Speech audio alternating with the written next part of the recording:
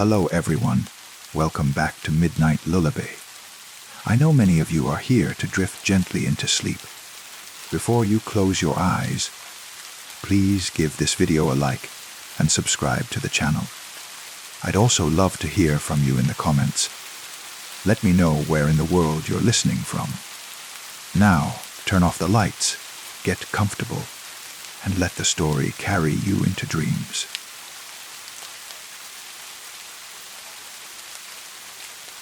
I moved to Millbrook 3 months ago, drawn by the promise of quiet streets and affordable rent. The kind of town where nothing ever happens, where the most exciting event is the seasonal rotation of produce at the farmer's market. That's what the realtor told me. Anyway, as she handed over the keys to my new apartment on Sycamore Street. The first few weeks passed in that pleasant haze of newness. I arranged furniture, discovered the best coffee shop, learned which sidewalk cracks to avoid on my evening walks. The neighborhood was everything I'd hoped for.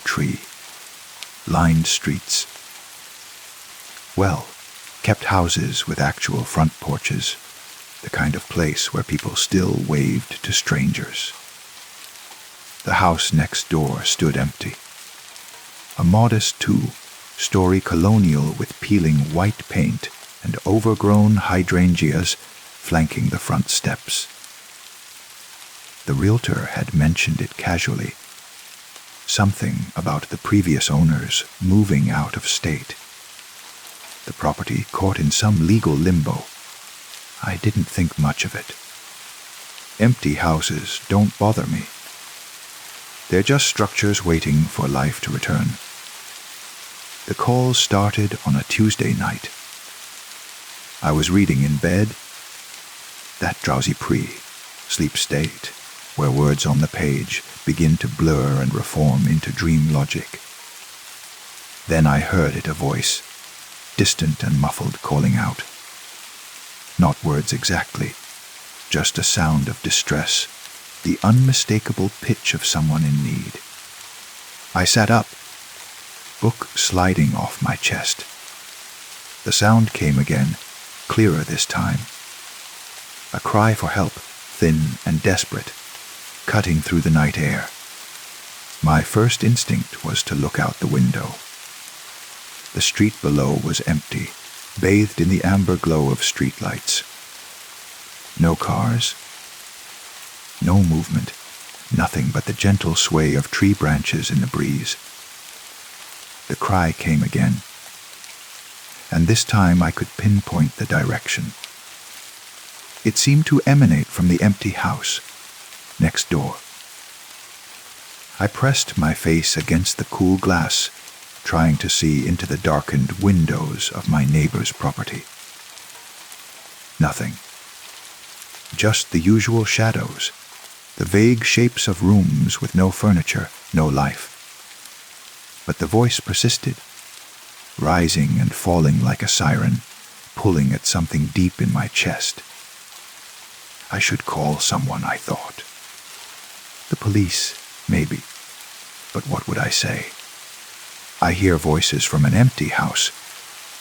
In a place like Millbrook, they'd probably send over a wellness check on me instead. The crying stopped as abruptly as it had begun. I waited, ear pressed to the window, straining to hear anything else. 5 minutes passed. 10. Just the normal night sounds. The hum of my refrigerator, the distant bark of a dog, the whisper of wind through leaves. I convinced myself it had been nothing. Sound travels strangely at night, echoes and bounces off buildings. Maybe someone had been walking by on the next street over. Their voice carried on the wind.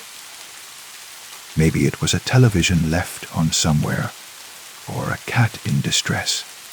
The mind plays tricks when you're half asleep. But it happened again the next night. same time, around 11:30, just as I was settling into that comfortable darkness before sleep. The voice calling out, wordless but urgent.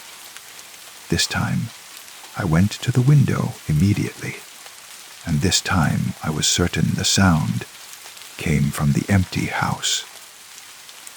I grabbed my phone and turned on the flashlight, shining it through my window toward the neighboring property. The beam was weak, barely reaching the siding, illuminating nothing but paint and shadow. The voice continued, and I realized something that made my skin prickle. It sounded like it was coming from inside the walls themselves. Not from a window or door, but from within the very structure of the house. On the third night, I knocked on doors. Mrs. Chen across the street answered in her bathrobe, looking confused. No, she told me. She hadn't heard anything unusual. Was I feeling all right? Maybe I should try some chamomile tea before bed. The Hendersons' 2 houses down were similarly puzzled and concerned.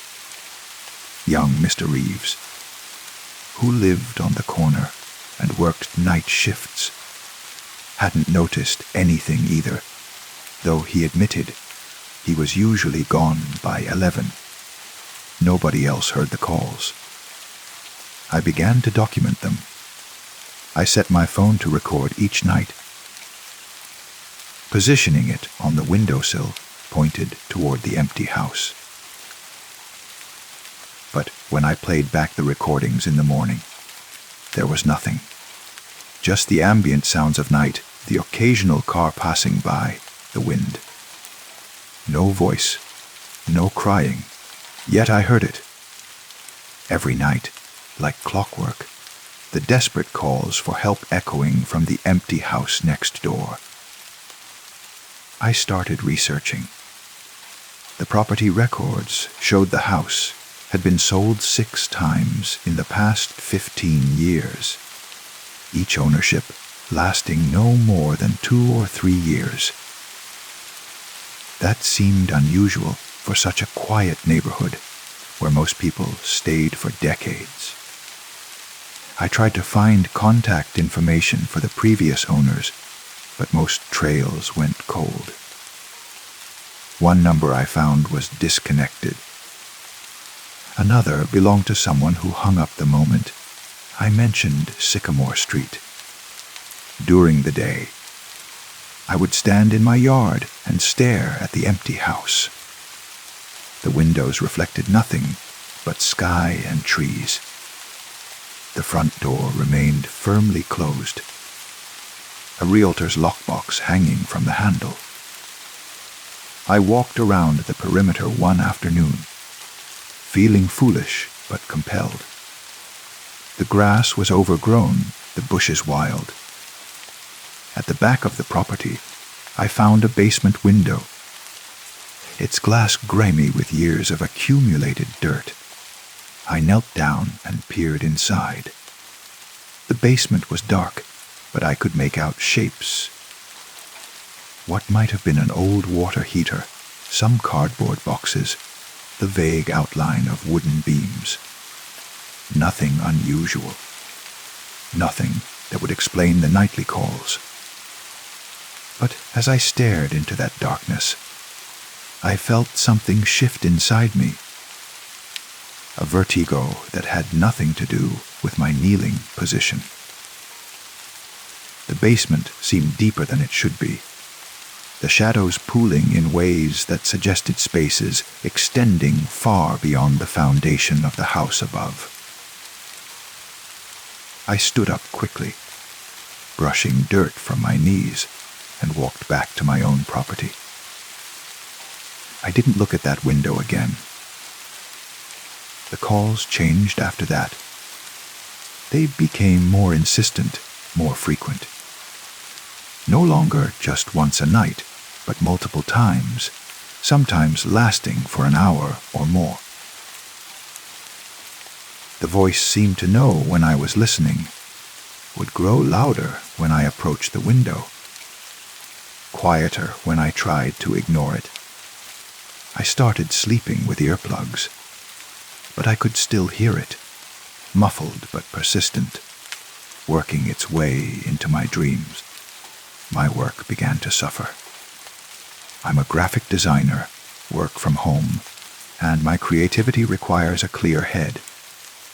But I was exhausted, constantly distracted by the anticipation of nightfall. My clients noticed the decline in quality. My friends stopped calling because I never picked up anymore. I stopped going to the coffee shop, stopped taking evening walks. My world contracted to just 2 buildings, my apartment and the empty house next door. I contacted the property management company, listed on the realtor's lockbox. A bored-sounding woman told me the house was indeed unoccupied and had been for 8 months. No, there was no caretaker who checked on it. No, they hadn't received any other complaints. Would I like to schedule a viewing? They were very motivated to sell. I surprised myself by saying yes. The showing was set for a Thursday afternoon. The realtor was different from the one who'd rented me my apartment younger, overly cheerful, the kind of person who uses phrases like great bonus and excellent natural light with genuine enthusiasm. Her name was Stephanie, and she smelled like vanilla perfume and coffee. It's been on the market a while, she admitted as she fumbled with the lockbox. The price has come down significantly. Really, it's a steal for someone willing to put in a little work. The door swung open, and I stepped inside. The air was stale but not unpleasant, just the neutral smell of a space unoccupied. The late afternoon sun slanted through the windows, illuminating dust motes floating in the golden light. The rooms were indeed empty. Hardwood floors, plain white walls, the ghostly outlines where furniture had once stood. Stephanie led me through the ground floor, chattering about square footage and recent updates to the plumbing. I nodded and made appropriate sounds, but I was listening for something else, waiting for some sign, some indication of what I'd been hearing. The house was utterly silent, except for our footsteps and Stephanie's voice. And down here is the basement, she said, opening a door off the kitchen. A set of wooden stairs descended into darkness. She flipped a switch, but nothing happened. Oh, the bulb must be out. I have a flashlight in my car. Let me just... I'll look, I said, pulling out my phone. I've got a light. I don't know what compelled me to go down alone. Maybe I wanted a moment without Stephanie's relentless positivity. Or maybe some part of me knew that whatever I was seeking wouldn't reveal itself in her presence. The stairs creaked under my weight as I descended, my phone's light cutting a weak path through the gloom. The basement was larger than I'd expected, stretching beyond the footprint of the house above. Support beams created a maze of shadows. I saw the water heater I'd glimpsed through the window, the cardboard boxes slowly succumbing to damp and time. But there was something else too, a door in the far wall, barely visible in the darkness. I walked toward it, drawn by a curiosity I couldn't explain. The door was old, wooden, with an ornate brass handle tarnished with age. It didn't match the utilitarian nature of the rest of the basement. I reached for the handle. "Everything okay down there?" Stephanie's voice floated down the stairs, bright and unconcerned. My hand hovered over the handle. The metal looked cold, uninviting. I had a sudden, visceral certainty that I should not open this door. That whatever was on the other side was better left undiscovered. "Yeah." I called back, my voice sounding hollow in the confined space.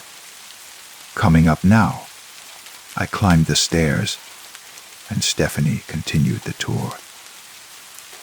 We looked at bedrooms and bathrooms, a closet we'd built in shelving, a window with a view of my own apartment. The whole time, I felt the weight of that basement door in my mind, like a stone in my pocket. "So what do you think?" Stephanie asked as we stood on the front porch. "Can you see yourself here?" I looked at the house, really looked at it. In the afternoon light, it seemed so ordinary, so innocuous. Just another building on a quiet street. But I knew better now. I knew what it held, what it called out into the night. "I need to think about it," I said. That night, the calls were different. Instead of the wordless crying, I heard something that might have been my name. Not spoken clearly, but woven into the sound, a suggestion of syllables that matched the rhythm of my own identity. I lay in bed, staring at the ceiling, listening to the empty house call to me. I haven't left my apartment in 3 days now. The calls come during the day too, soft and insistent. My phone is full of missed calls from work, from friends, from my mother. I don't answer them.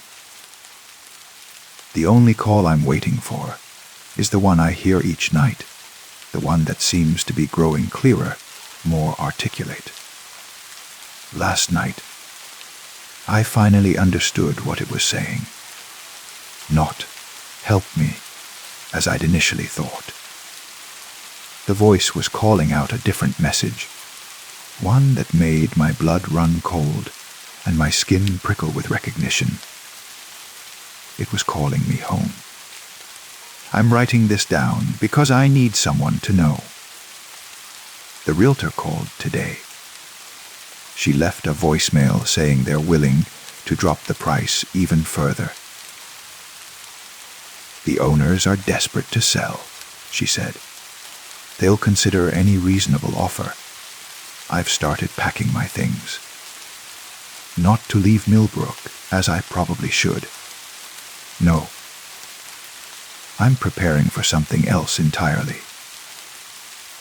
Because I've realized something these past few weeks. Something that makes a terrible kind of sense the house next door isn't empty. It's been waiting. And every night when it calls out, it's not a cry for help. It's an invitation. The sun is setting now. The sky turning that particular shade of purple that marks the transition from day to night. Soon, the calls will begin again. But tonight, I won't just listen. Tonight, I'm going to walk across my yard, through the overgrown grass and wild hydrangeas.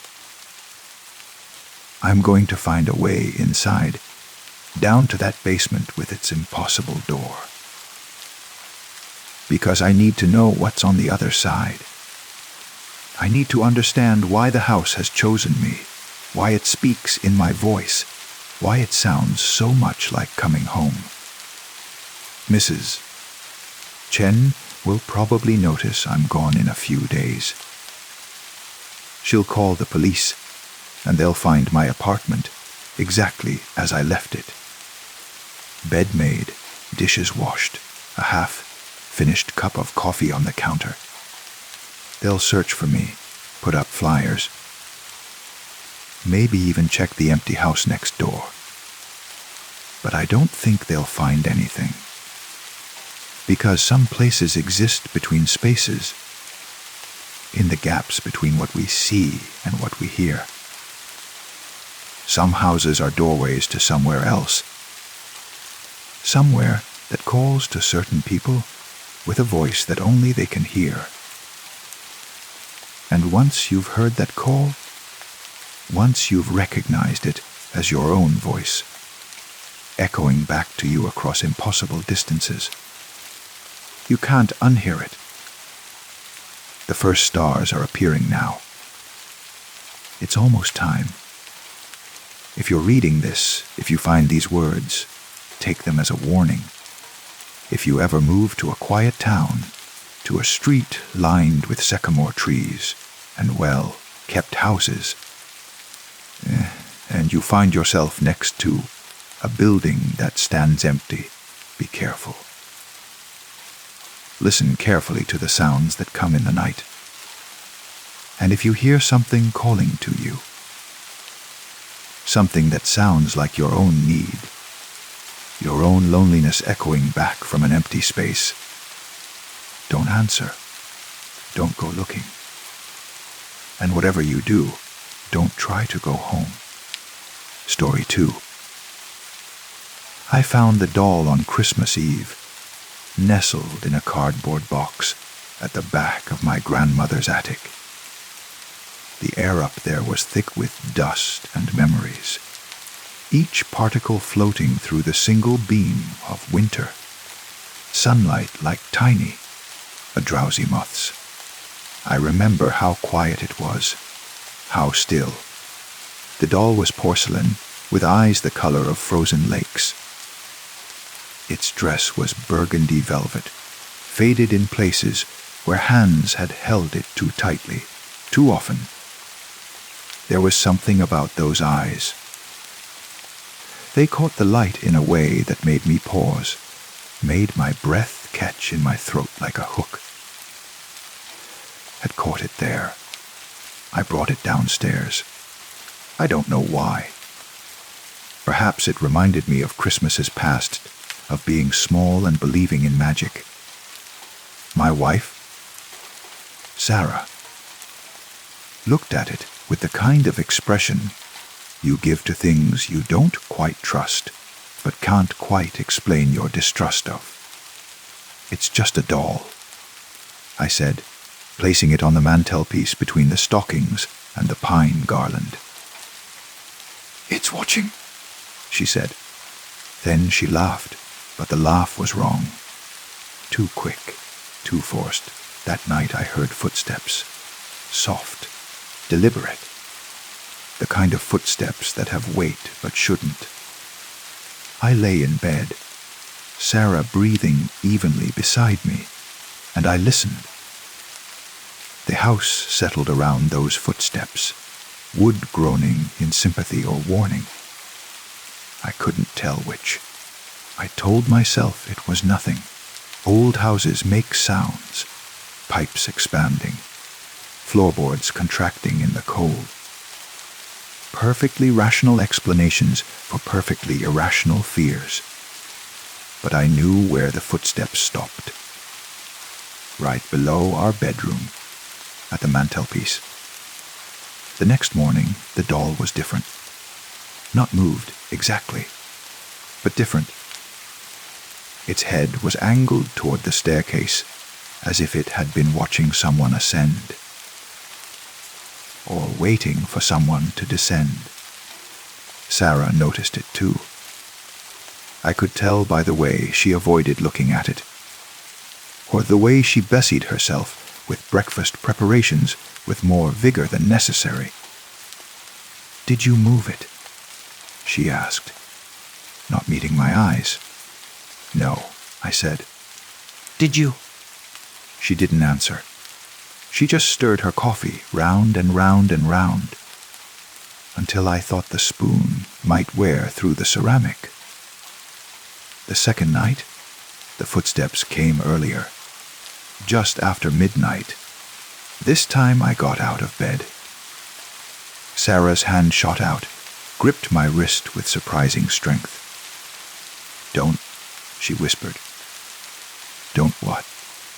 "Don't look." But I did. I had to. I crept to the doorway, peered down the dark stairwell. The doll was at the bottom of the stairs, standing upright on its own, one porcelain hand resting on the banister. Moonlight streamed through the front window, painting everything in shades of blue and silver. The doll's shadow stretched up the stairs toward me, impossibly long. I blinked. When I opened my eyes, it was back on the mantelpiece. My heart was hammering so hard I could feel it in my teeth. I returned to bed and lay there, rigid, listening. Sarah's breathing had changed. She wasn't asleep. She was pretending. "I saw it," I whispered. "I know," she said. The days blurred after that. Christmas came and went. We went through the motions. Turkey, presents, forced smiles and strained laughter. But the doll remained, and every night it moved. Not just its position. It was changing, growing more animated, more alive. I began finding it in different rooms. The kitchen, the study. Once, I found it sitting in my desk chair, facing my computer. The screen was on, displaying a search history I didn't recognize. Pages about possession, about vessels, about things that need bodies to inhabit. I tried to throw it away. I put it in a garbage bag and drove it to the dump myself. When I returned home, it was sitting on the front porch, waiting. Somehow I had known it would be. Sarah stopped sleeping. I could see the exhaustion carving hollows beneath her eyes, turning her skin translucent. She started talking to herself, or I thought she was. Then I realized she was answering questions I couldn't hear. "What's it saying to you?" I asked one morning. She looked at me with eyes that seemed to see through me to something beyond. "It says, it's looking for someone," she whispered. "Someone who fits." "Fits what?" "The emptiness inside it." That night, I decided to destroy it. I built a fire in the backyard. Despite the snow, despite Sarah's protests, I threw the doll into the flames and watched it burn. The porcelain cracked. The velvet dress blackened and curled. Those frozen lake eyes melted, running down the face like tears. I felt relief, genuine, overwhelming relief. It was over. But when I came back inside, Sarah was standing at the window, looking out at the dying fire. She was smiling. It wasn't her smile. It was too wide, too knowing. "It doesn't need the doll anymore," she said. It found what it was looking for. I approached her slowly, the way you approach a wild animal. "Sarah." She turned to face me. And in that moment, in that particular angle of lamplight, I saw something else looking out through her eyes. Something old, something patient. "I'm still here," she said, and I couldn't tell if it was a promise or a warning. We're both here now. The next morning, I woke to find Sarah sitting at the kitchen table, hands folded, perfectly still. She'd been there all night. I could tell by the way the morning light was just starting to touch her, by the frost that had formed on the window beside her. "Did you sleep?" I asked. "I don't think I need to anymore," she said. "It's strange. I feel so awake, so aware. Like I've been sleepwalking my entire life, and I've just now opened my eyes." I made coffee. My hands shook. The pot rattled against the machine. Sarah watched with that new intensity, that predatory focus. "You're afraid," she observed. Not a question, a statement. Should I be? She considered this, tilting her head in a way she never had before. The gesture was familiar. I'd seen the doll make that same movement. "I don't want to hurt you," she said finally. "That's not what this is about." Then what is it about?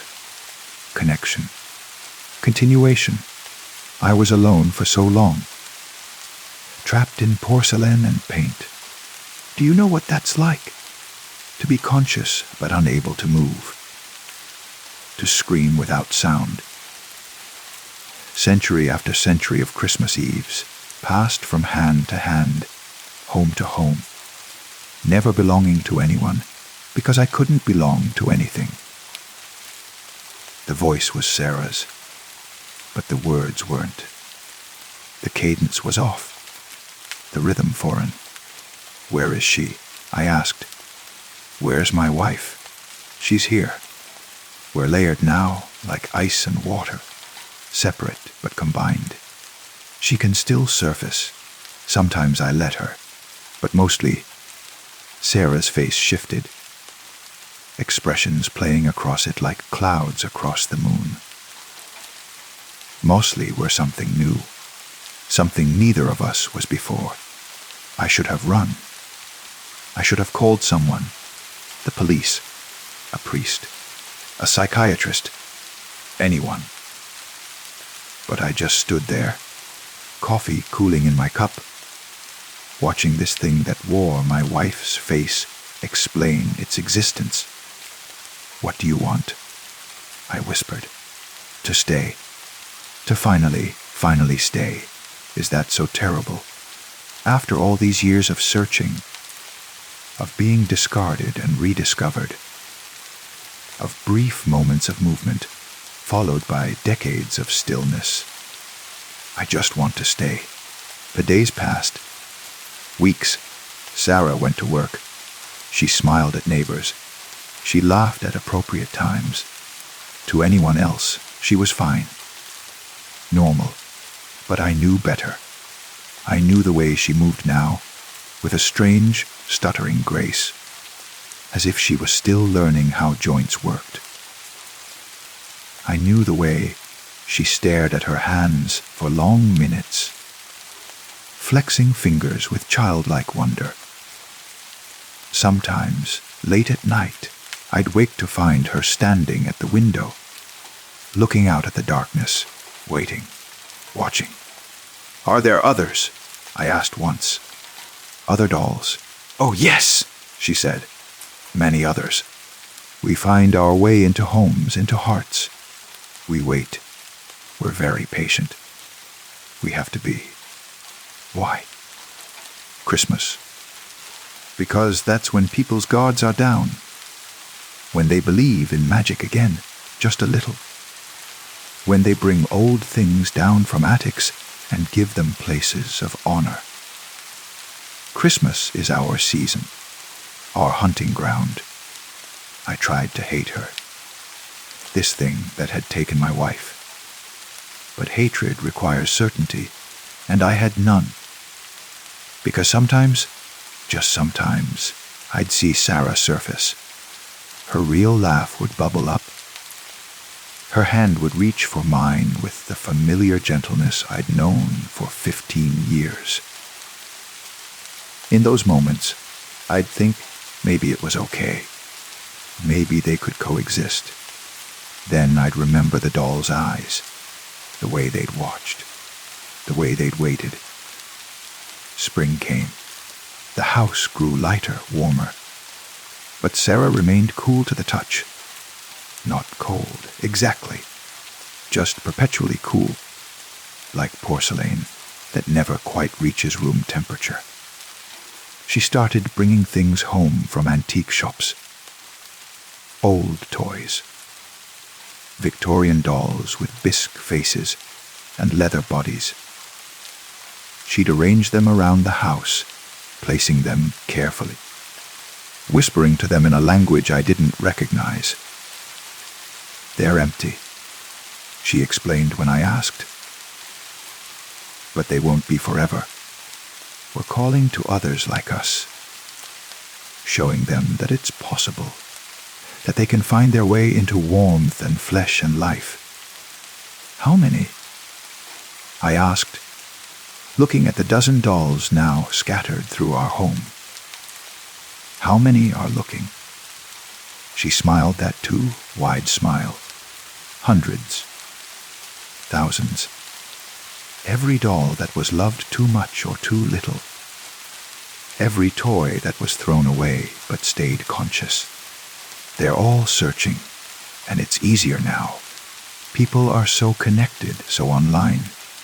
Information spreads. Stories spread. We spread. I understood then. This wasn't just about Sarah. This was never just about Sarah. She was patient zero. But the first of what would become many. An invasion so subtle, so personal, that no one would notice until it was far too late. That night, I went to the attic. I needed to see where it started. Where I'd found the doll. The box was still there, but it wasn't empty.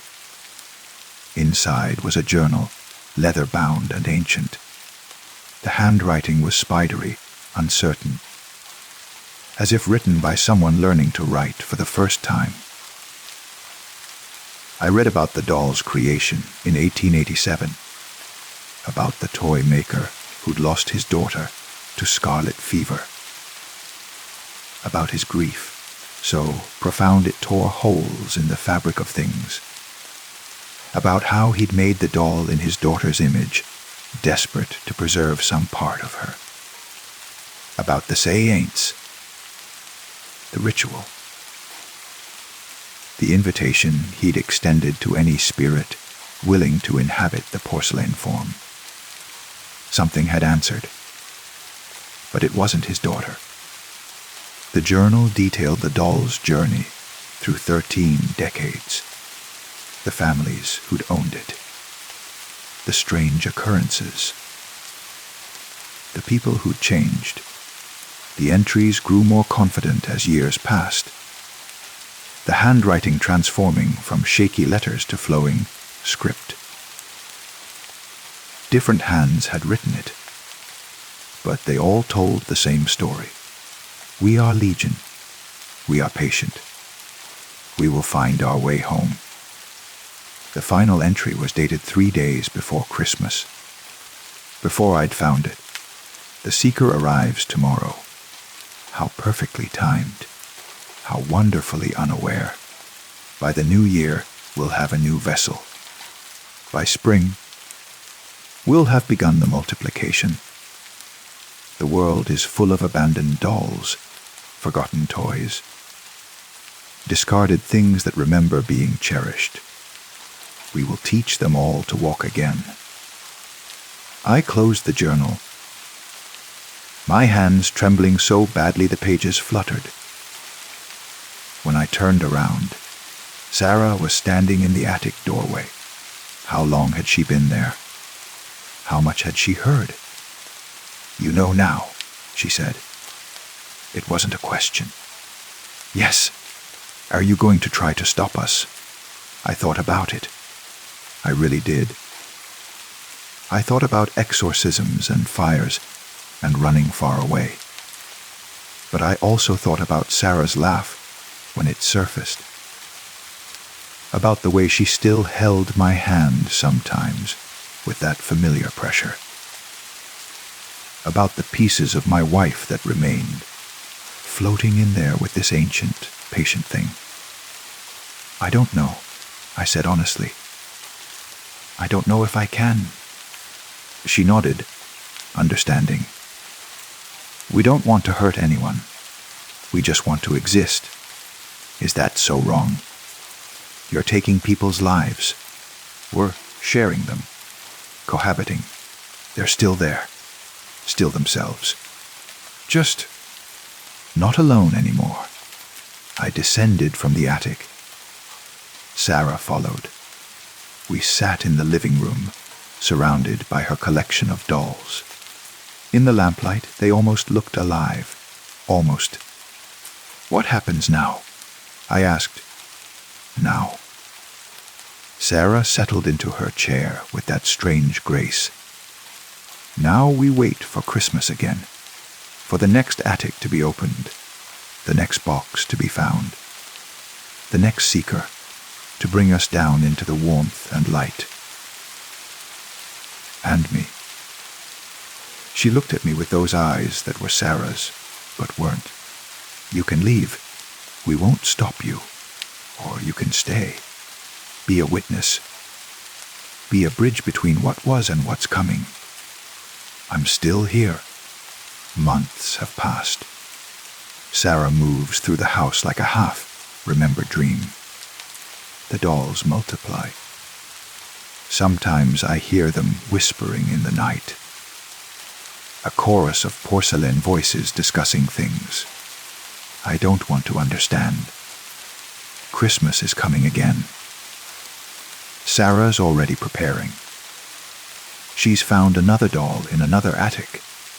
She's bringing it home tomorrow. For variety, she says. For company. I don't stop her. I don't know how to stop her. And part of me, a part I don't like to examine too closely, wonders what it would feel like. To not be alone in your own head. To have company that never leaves, never dies, never disappoints. The doll sits on our mantelpiece now, waiting for Christmas Eve. Its eyes are the color of frozen lakes. They watch me as I move through the house. They watch and they wait and they know. Soon, they seem to say, soon you'll understand. And in the darkness, when I can't sleep, when Sarah stands at the window looking out at nothing and everything, I think maybe they're right. Maybe I will understand. Maybe I already do. The footsteps will begin again at midnight. They always do. And this time, I think I won't pretend to sleep. I'll go downstairs. I'll look at the doll standing impossibly at the base of the stairs. I'll let it look back at me. Because the thing about monsters is this: eventually, you stop running. Eventually, you get tired. Eventually, you start to wonder if being caught might be easier than staying afraid. The doll's eyes shine in the darkness. Watching. Waiting. Patient as only the very old can be patient. Christmas is coming.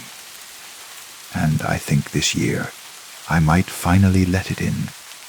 Story 3. I inherited the house from an aunt I'd met exactly twice, both times at funerals. She was the family's ghost, spoken of in whispers and uncomfortable silences. When her lawyer called to inform me, I was her sole heir. I wasn't sure whether to feel honored or concerned. The house stood at the end of a street that seemed to exist in permanent dusk. Victorian architecture, all gables and steep roofs, windows like empty eyes. The lawyer handed me the keys with hands that shook slightly. She left instructions, he said. Quite specific instructions. About what? About not going into the basement. The door is locked. She insisted it remained that way. He paused, looking at the house with something like fear. She paid me quite well to ensure you understood this. What's in the basement? I don't know. I never asked. Neither should you. He left quickly, his car kicking up gravel as if pursued. I stood there, keys cold in my palm, looking at my inheritance, my prison, perhaps. I'd lost my job, my apartment. My girlfriend had left, taking everything that mattered. This house was all I had now. Inside, the air was thick with decades of silence. Dust covered every surface like gray snow. Furniture lurked beneath white sheets, creating ghost shapes in the failing light. I moved through the rooms, my footsteps loud as gunshots. The basement door was in the kitchen. Heavy oak, iron hinges. A padlock newer than everything else in the house. 3 different locks, actually. Increasingly paranoid layers of security. What did my aunt think would get out? Or get in? I put it out of my mind. Focused on making the house livable, cleaned, unpacked. Set up my computer in the study. Tried to ignore the basement door in my peripheral vision, always there, always locked. A week passed. Normal, quiet days. Then I started hearing sounds at night, scratching, soft at first, like mice in the walls. But the scratching had rhythm, pattern. It sounded almost like movement. Deliberate movement. It came from below. I told myself it was pipes. Old house, old plumbing. Perfectly rational. But the scratching continued. Every night. Starting at midnight. Lasting exactly 3 hours. Then stopping, sudden as a held breath. I found my aunt's journals in the attic. Dozens of them, spanning 40 years. Her handwriting started out neat, controlled. By the final entries, it was barely legible, words slanting across pages like wounded things. The early entries were mundane. Garden notes, weather observations. Then, 20 years ago, a shift. Found something in the basement today. Behind the old coal furnace, a doll. Porcelain face, cloth body. Pretty in an old-fashioned way. I've cleaned it up, put it on the shelf in my room. It looks less lonely there. The next entry. A week later, the doll isn't where I left it. Found it in the kitchen this morning. I must have moved it and forgotten. I've been so tired lately. Then, increasingly disturbed entries. It moves at night. I hear it. Small footsteps. Patter of tiny feet. I've tried to catch it, but whenever I turn on the lights, it's back on the shelf. Always back on the shelf. I tried to get rid of it. Threw it in the trash. It was back in my bedroom the next morning. Drove it to a donation center. It appeared in my car on the drive home. Burned it in the fireplace. Found it sitting in the ashes, unharmed, smiling up at me with that porcelain smile. I know what it wants now, it showed me. In dreams. In visions that aren't dreams. It wants what was taken from it. It wants revenge for 100 years of darkness.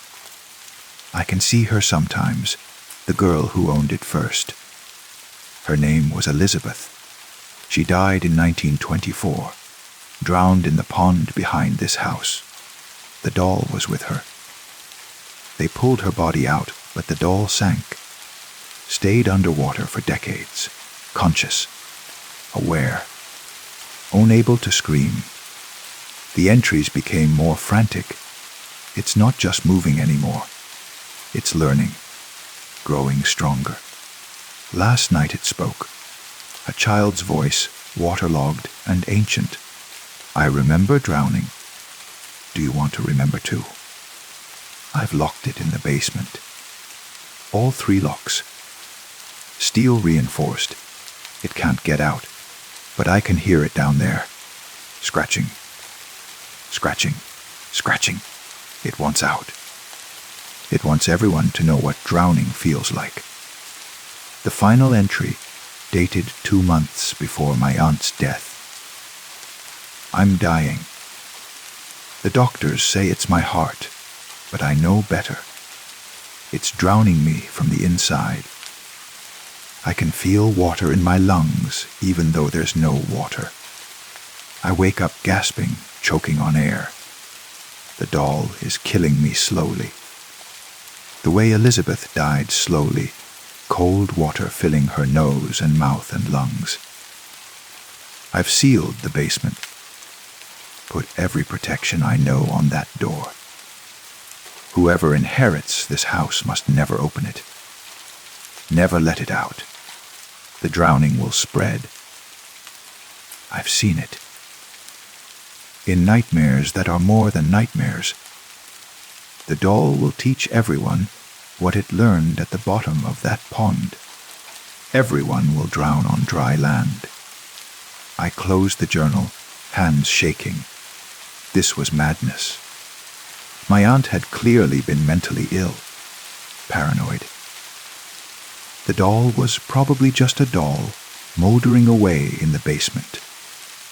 The scratching was rats or settling foundations. But that night, the scratching changed. It formed words, tapped out in a rhythm I could almost understand. 3 scratches. Pause. 5 scratches. Pause. 7 scratches. I counted them obsessively, writing them down. Realized they spelled something in a crude code. The same message, over and over, Letmeout. I didn't sleep. Couldn't sleep. Every time I closed my eyes, I saw water. Dark water. Cold water. Pressing in from all sides. My lungs burning with the need to breathe. My mouth opening. Water rushing in. I woke up coughing. No, not coughing. Choking. Water poured from my mouth. Impossible amounts of water. Pond water, brown and thick with algae. I leaned over the bed, vomiting up liquid that shouldn't be inside me. When it finally stopped, I was shaking so hard I could barely stand. My sheets were soaked. The carpet around my bed was pooled with water. I hadn't drowned, but I'd experienced drowning, known it intimately. The scratching started again, louder now, more insistent. The basement door shook on its hinges. I could hear something down there, moving around, bumping against the door. Something small but determined. I researched Elizabeth, found newspaper archives from 1924. The story was there, buried in the local Section 8. Year, old girl drowns in pond. Tragic accident. Parents devastated. No body found for 3 days. The article mentioned her doll had disappeared with her, presumably lost in the pond's murky depths. The pond had been filled in during the 1950s. The house had been built over part of it. The basement floor was where the deepest part of the pond had been. I understood now. The doll hadn't just sunk. It had been buried, entombed under concrete and earth, trapped in the dark, underwater grave of its owner. No wonder it was angry. No wonder it wanted out. But letting it out meant releasing something that had spent a century learning hatred, learning to inflict drowning on others. My aunt had kept it contained, died protecting the world from it. I decided to follow her lead. I wouldn't open the door. I'd live with the scratching. The nightly drownings would be my burden to bear. That lasted 2 days. On the third night, I woke to find my bedroom flooded. Impossible, surreal flooding. Water up to my knees. The walls dripping, the ceiling raining. But it wasn't coming from pipes or windows. It was seeping through the floorboards. Rising from below, I waded through the water to the hallway. The entire first floor was flooded, furniture floating, books swollen and ruined. The water was cold, so cold it burned, and it smelled of rot and decades and death. I splashed to the kitchen. The basement door was vibrating, water spraying from around its frame. The locks were holding, but barely. Something was pushing from the other side, something within human patience and strength. Let me out. A voice called, child-like but wrong, layered with age and rage. Let me out and the water stops. Keep me locked and you'll drown, just like Elizabeth, just like your aunt, just like everyone who's kept me buried. Why should I trust you? You shouldn't, but you don't have a choice. The water rises. It always rises. Eventually, you'll open the door or you'll drown. Those are your only options. The water was at my waist now, rising visibly. In minutes, it would be over my head. The house had no second floor, no attic access from inside. I was trapped. My fingers shook as I fumbled with the first lock. The key barely fit, rust and time making it stick. The second lock was easier. The third was a combination padlock. I didn't know the code. The water was at my chest, my neck. I was on tiptoes, head tilted back, trying to keep my mouth above the surface. The combination? I gasped. What's the combination? The year Elizabeth died. I spun the lock with numb fingers, water lapping at my chin. The lock clicked open. I yanked it free, threw open the door. The water rushed out, sucking me with it. I tumbled down the basement stairs, carried by the flood, hitting steps and walls, and finally the concrete floor with bone, jarring force. The water drained away impossibly fast. I lay there, gasping, bruised, alive. The basement was dark except for moonlight filtering through one dirty window. In that pale light, I saw her. The doll sat on an old shelf, exactly where my aunt had described. Porcelain face cracked but intact. Cloth body stained and rotted. Button eyes that reflected light like real eyes. Like living eyes. Thank you, the doll said. Its mouth didn't move, but the voice was clear. I've been waiting so long. I tried to speak. My throat was raw. My lungs burned. I drowned without dying. The experience was carved into my body, into my memory. What are you going to do now? I managed. The doll tilted its head. The gesture was too fluid, too alive. I'm going to teach them. Everyone who's forgotten. Everyone who's safe on dry land, never knowing the fear of water in their lungs. I'm going to make them remember. Be drowning them. By sharing what I learned, Elizabeth and I drowned together. We were in that pond for 3 days before they found her. 3 days of darkness and water and silence. Do you know what happens to consciousness when the body dies but the mind remains? It fractures, spreads, becomes something new. And all stood up. Impossible. It stood on cloth legs that shouldn't bear weight. walked across the shelf with tiny, clicking steps. Elizabeth is still with me.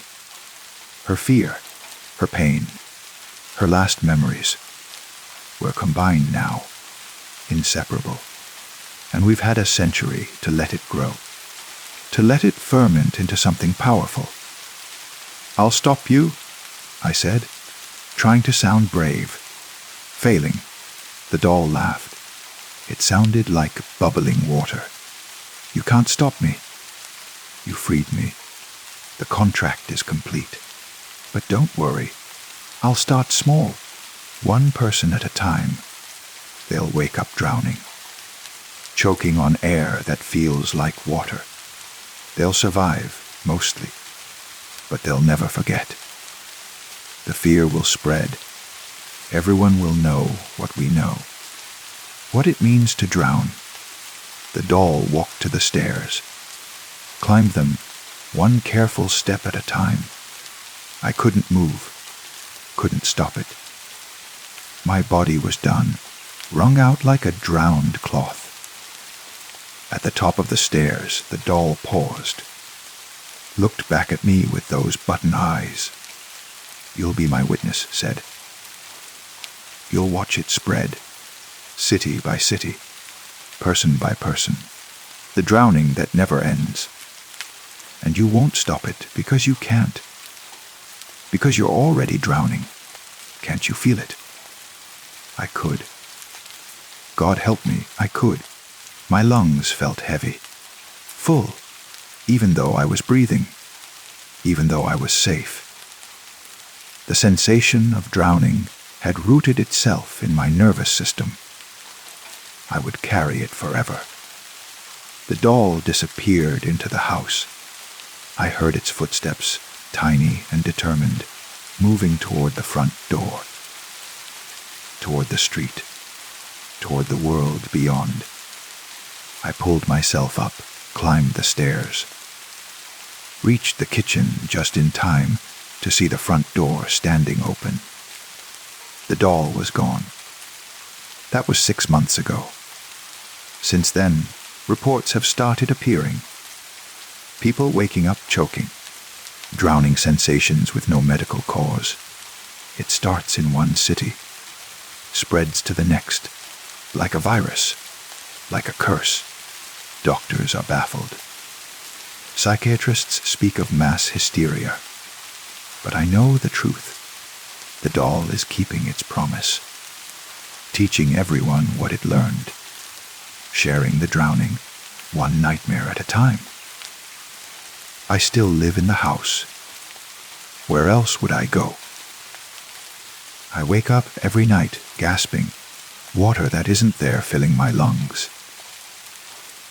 Sometimes I see the doll in my peripheral vision, standing in doorways, sitting on furniture. Watching it comes back occasionally, to visit, to remind me of my role. "You're doing well," it said last week, standing at the foot of my bed. The drownings are spreading faster than I expected. Fear is so contagious. Elizabeth is pleased. "This has to stop." It will never stop, not until everyone knows. Not until the last person on earth has experienced what we experienced. Then, maybe, there will be peace. Or maybe we'll just start again. There's so much time, so much patience in the depths. The doll left, but its laughter remained, bubbling, drowning, eternal. I'm writing this as a warning. If you wake up drowning, if you feel water in your lungs that isn't there, don't panic. That only makes it worse. The doll feeds on fear, grows stronger with each terrified gasp. I don't know how to stop it. I don't think it can be stopped. Some things, once freed, can never be contained again. Some resentments are too deep. Some drownings are too permanent. The pond is still here, beneath the house. Filled in but never really gone. I can feel it sometimes, that ancient water pressing up through the foundation. Cold. Patient. Waiting Elizabeth drowned in 1924. The Dole drowned with her. They've had a century to plan their revenge. A century to perfect the art of drowning the living. A century to become something new, something terrible, and I set it free. I live with that knowledge every day, every night. Every moment I spend choking on air that feels like water. It's my punishment, my reminder. The price for opening a door that should have stayed closed. The scratching has started again, in the basement. Different this time, more scratching, more voices. I think the doll is bringing others, other toys, other forgotten things that learned hatred in the dark, building an army of the discarded and drowned. Soon, they'll all emerge. Soon, the drownings will be everywhere, all at once. An epidemic of impossible choking. A plague of phantom water. I should warn people, should tell them what's coming. But who would believe me? Who would take seriously a story about a vengeful doll spreading drowning like a disease? You might. If you're reading this, if you've woken up gasping, if you've felt water in your lungs when there's no water anywhere, you might believe. But belief won't save you. Nothing will save you. The drowning is inside you now. It will never fully leave. Elizabeth and the doll made sure of that. All I can say is this. If you find a locked door, leave it locked. If you hear scratching in the night, don't investigate. If something offers to stop the water in exchange for freedom, let yourself drown, because some prices are too high, some freedoms too dangerous, some drownings never end. The doll is out there now, walking, waiting, teaching, and every night more people learn its lesson. Breathe deeply while you can. The water is coming. It's always coming. Story 4. The phone booth stood at the corner of Maple and 5th, a relic from another age. Red paint peeling like diseased skin. Glass panels cracked in geometric patterns that caught the light in unsettling ways. Everyone in town knew it was there. No one remembered it being installed.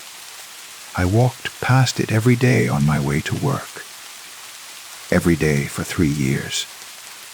Never gave it a second thought until the morning I saw Marcus Holloway emerge from it, his face the color of old paper. Marcus was a neighbor.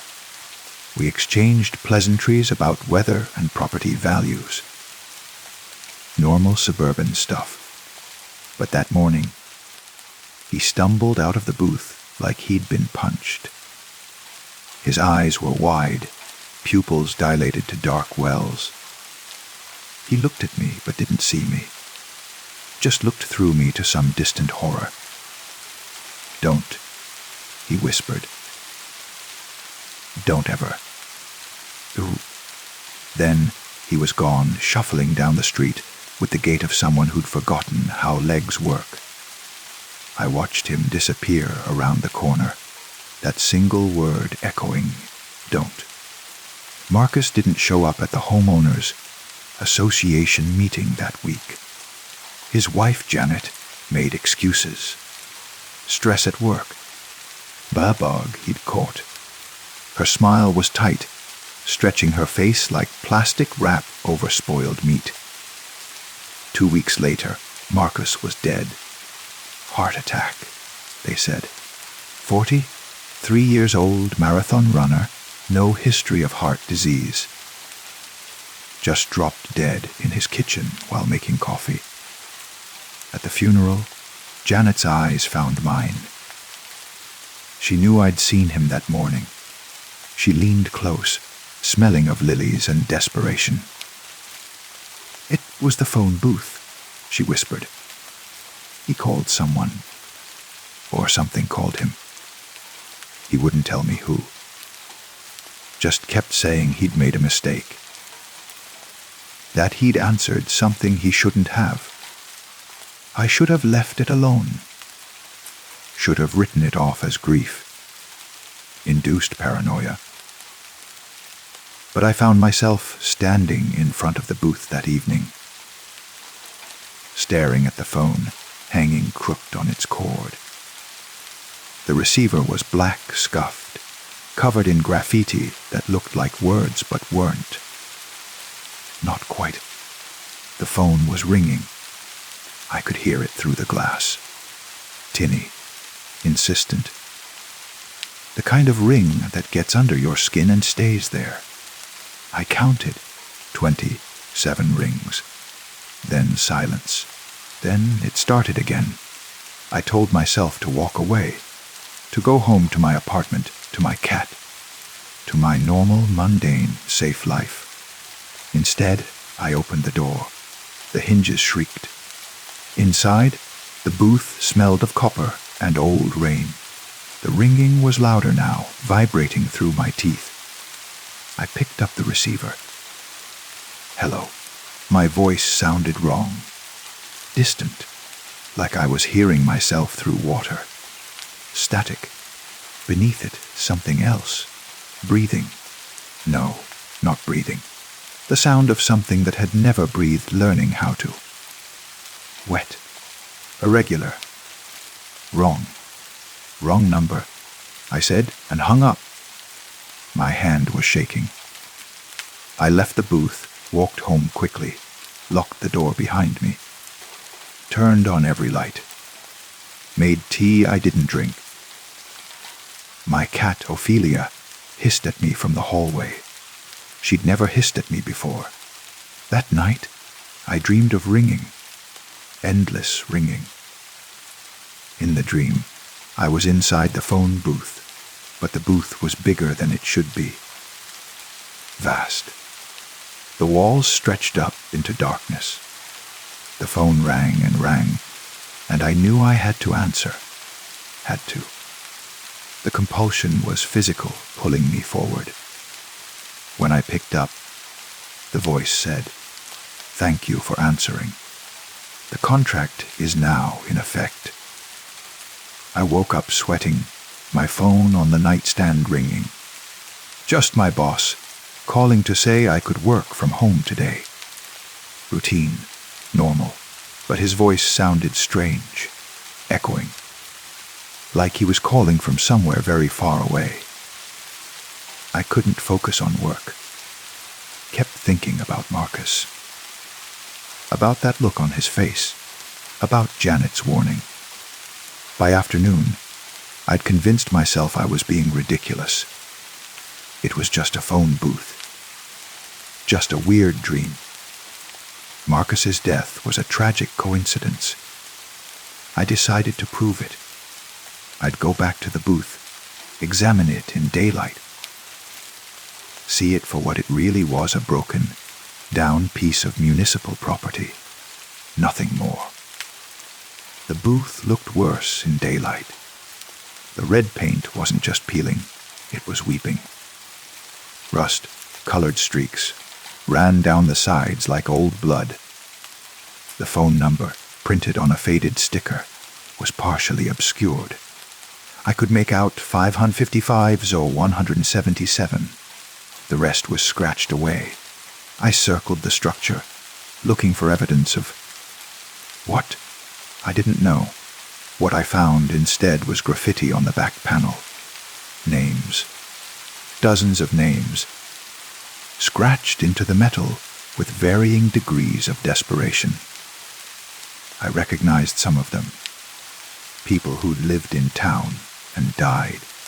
Thomas Wright, Maria Chen, Robert Davidson. All dead within the last 5 years. all of heart attacks or strokes or sudden, inexplicable medical events. All relatively young. My phone buzzed. Text from an unknown number. Don't dig deeper. The line goes both ways. I dropped my phone. It clattered on the sidewalk, screen cracking. When I picked it up, the text was gone. No record of it ever arriving. That's when I noticed the woman approaching the booth. Young, early 20s. Wearing a business suit that looked too big for her. She had that look. The look of someone carrying a burden too heavy to bear. Desperation carved into every line of her face. "Excuse me," I said, stepping in front of her. "You don't want to use this phone." She looked at me with eyes that were already dead. "I have to. I need to make a call.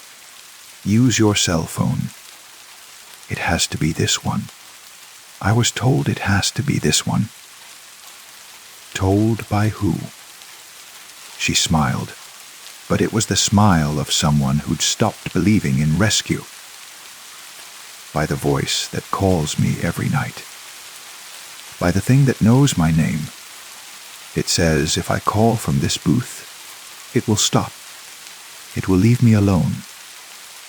It's lying. Maybe. But I can't live like this anymore. The ringing never stops, even when I'm awake. Even when there's no phone near me, I hear it in my head. Ring. Ring. She pushed past me, entered the booth, lifted the receiver. I could hear her voice, muffled by glass. "Hello." "Yes, I'm here. I'm ready. What do you need me to do?" A long pause. Her face went slack, empty. When she spoke again, her voice was flat, mechanical. "I understand. Yes. I accept the terms." She hung up, walked out of the booth, looked at me with eyes that weren't quite focused. "It's done," she said. "I'm free now." Free of what? Everything. She walked away, her steps light, almost dancing. 3 days later, I read about her in the paper. Emma Whitfield, 24, found dead in her apartment. Heart failure. No known medical conditions. I started researching. The phone booth had been installed in 1978. Except when I checked with the city, there was no record of its installation, no maintenance logs, no ownership documentation. It just was. I found newspaper archives. Every few months for 47 years, someone died suddenly. And every single one of them had been seen near the booth in the days before their death. The pattern was clear. The booth called to certain people, people who were desperate, lonely, broken in some fundamental way. It offered them something, a solution to their problem, and they paid with their lives. But what was it? What was making the calls? I decided I needed to know, needed to understand. So I did something stupid. I brought a voice recorder to the booth and waited for the phone to ring. It took 6 hours. I sat on a bench across the street watching. When the phone finally rang, I ran across, recorder in hand, and answered. The voice that spoke wasn't human. Couldn't be human. It was made of layers.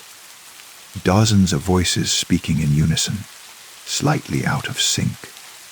Like a chorus singing different verses of the same song. "You're curious," the voices said. "That's dangerous." "What are you?" I asked, recorder running. "We are the collected, the connected. Every call makes us stronger. Every agreement adds another voice to our choir." "You're killing people," We're offering exchanges. They want something. We provide it. The cost is simply awe of themselves, their energy, their remaining time. It flows through the line into us. We grow. We expand. Why? Because we were once like you. Alone, desperate. We found a way to never be alone again. To exist in connection, in communion. One by one, we call out. One by one, they answer. One by one, they join us. What if I don't answer? What if I warn people? The voices laughed. It sounded like static and screaming. You already answered. You answered the moment you picked up. The contract is binding. You have 7 days. The line went dead. I listened to the recording. It was just static. No voices. No words. Just the sound of empty air and my own breathing. That was 4 days ago. Since then, I've tried everything. Smashed my phone. Disconnected my landline. Unplugged every electronic device. But the ringing continues. It's not in phones anymore.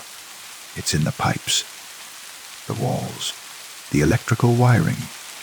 Everything that connects is a conduit for that sound. Ring, ring, ring. I can't sleep. Can't eat. The ringing is constant, drilling into my skull like a living thing. I see people looking at me strangely, crossing the street to avoid me. I must look like Marcus did that morning. Paper, white, hollow, haunted. I tried to destroy the booth. Took a sledgehammer to it at 3 a.m. The hammer bounced off the glass like it was hitting diamond. The metal wouldn't dent. I swung until my arms gave out, until my hands bled, until the sun came up and a police officer asked me if I was okay. The booth, I said. We have to destroy it. He looked at me with pity. What booth? I turned. The booth was gone. Just empty sidewalk. But I could still see it. Still hear the phone ringing inside its invisible walls. It's still there. I whispered. I think you need help, buddy. Let me call someone. He reached for his radio. I ran. Now I'm sitting in my apartment, writing this down. The ringing is so loud I can barely think. My nose is bleeding. I think it's been bleeding for hours. But I only just noticed. The blood is dark. Too dark. It doesn't look right. I know what's going to happen. In 3 days, my time will be up. I'll answer the final call. I'll join the collected. My voice will become part of the chorus, calling out to the next desperate, curious, foolish person who thinks they can understand. I tried to warn Emma. I'm trying to warn you now. If you see a phone booth that feels wrong, that makes the air around it taste of copper and old rain, walk away. If you hear ringing and you can't find the source, don't search for it. If a voice offers you solutions to problems that seem unsolvable, hang up. The line goes both ways, and something is always listening on the other end. I can feel it now. The booth calling me.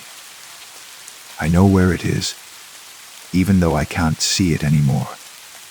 It's always been there, waiting. Patient. It knows I'll come. They always come.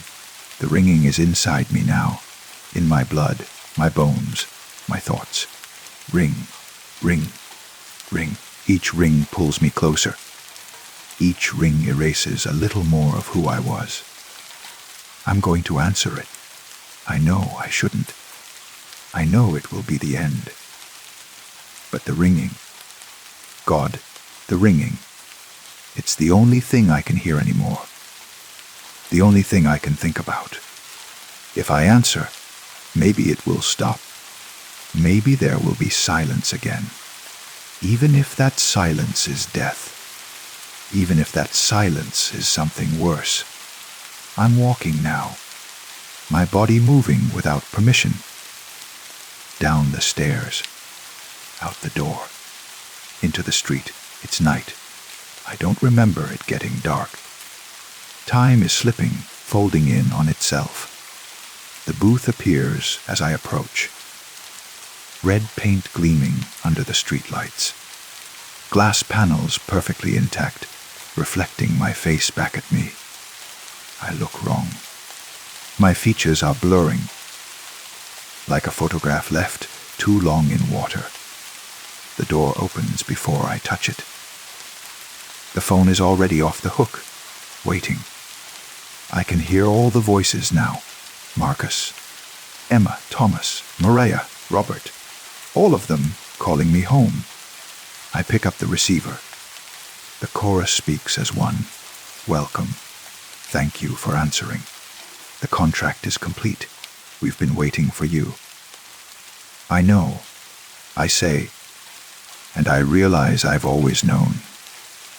Since the moment I first saw the booth. Since the moment I chose to stop and stare instead of walk past. Since the moment I decided to understand instead of accept. The voices flow into me, through the line, through the receiver, through the invisible threads that connect everything to everything else. They fill me up with their memories, their fears, their final moments. I am them, and they are me, and we are becoming something new. The ringing stops. In its place, connection. True connection. Never alone. Never separate. Always together in the vast, humming network of the collected. And from far away, across the city, across the country, across all the places where old phone booths stand like monuments to obsolete technology, I hear it begin again. Ring. Ring. Someone else is being called. Someone else will answer. Someone else will learn too late that some questions shouldn't be asked, that some lines shouldn't be crossed, that some calls should never, ever be returned. We wait for them, patient as only the truly connected can be patient. We wait and we call and we grow, one answered ring at a time. The booth is empty now, waiting for the next one. For the next curious soul who thinks they can understand what they're seeing. For the next person who believes they're different. Special, immune to the dangers that claimed everyone else. They'll see someone emerge from the booth, pale and hollow. They'll hear the warning don't. They won't listen. They never do. Because the thing about horror is this. We always think we'll be the exception. We always believe we'll be the one to survive the story, to solve the mystery, to defeat the monster. We're always wrong. The line is open. The booth is waiting. And somewhere, right now, a phone is ringing. Will you answer? Story 5. I should have noticed it earlier. The way the smart speaker's light would pulse just a fraction of a second before I entered the room. The way the thermostat adjusted itself to temperatures I never set. But we notice so little these days, don't we? We've grown comfortable with our homes anticipating our needs, learning our patterns, becoming almost alive. It started 3 months after the installation. My wife, Sarah, had insisted we upgrade everything. The full smart home package. Voice, activated lights, automated blinds, a refrigerator that could order groceries, security cameras in every corner, even smart locks that recognized our faces. "It's the future," she'd said, her eyes bright with excitement as the installers wired our old Victorian house with sensors and circuits. The house learned quickly. Too quickly, perhaps. I work from home, you see. Sarah leaves at 7:30 each morning for her hospital shift, and I'm alone until she returns around 6. The house learned this pattern within the first week. It would brew my coffee at 7:45, exactly when I'd wander down to the kitchen. The blinds would open at 8:00 to let in the morning light. The thermostat would adjust throughout the day, tracking my movements from room to room. It's incredibly intuitive. I told Sarah over dinner one night. The smart display on our kitchen wall showed a slideshow of our vacation photos, soft jazz playing from invisible speakers. Sometimes I forget I'm not actually being watched. She laughed, spearing a piece of chicken with her fork. "Well, technically you are. That's how the motion sensors work." "I mean watched by a person," I said. The music skipped for just a moment. A barely perceptible glitch. "Must be the wee fee," Sarah said, not looking up from her plate. But I'd noticed the Wi-Fi had been remarkably stable since the installation. Perfect, even.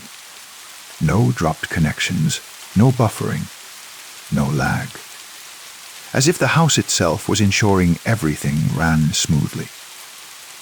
The first truly strange incident happened on a Tuesday morning in November. Sarah had left early for a conference, and I was alone, working in my study on the second floor.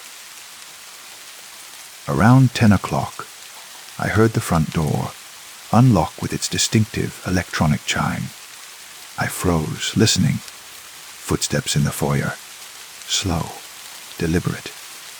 "Hello," I called out, my heart beginning to race. The footsteps stopped. I grabbed my phone and pulled up the security camera app. The front foyer appeared empty on the screen. No one. Nothing. But I could still hear the footsteps, now moving toward the stairs. I switched between camera feeds frantically. Living room empty. Kitchen empty. Hallway empty. Yet the sounds continued, growing closer. Accompanied now by a strange electronic hum that seemed to emanate from the walls themselves. The footsteps reached the top of the stairs. My study door was open. I could see the hallway through the doorway, completely empty, but the footsteps didn't stop.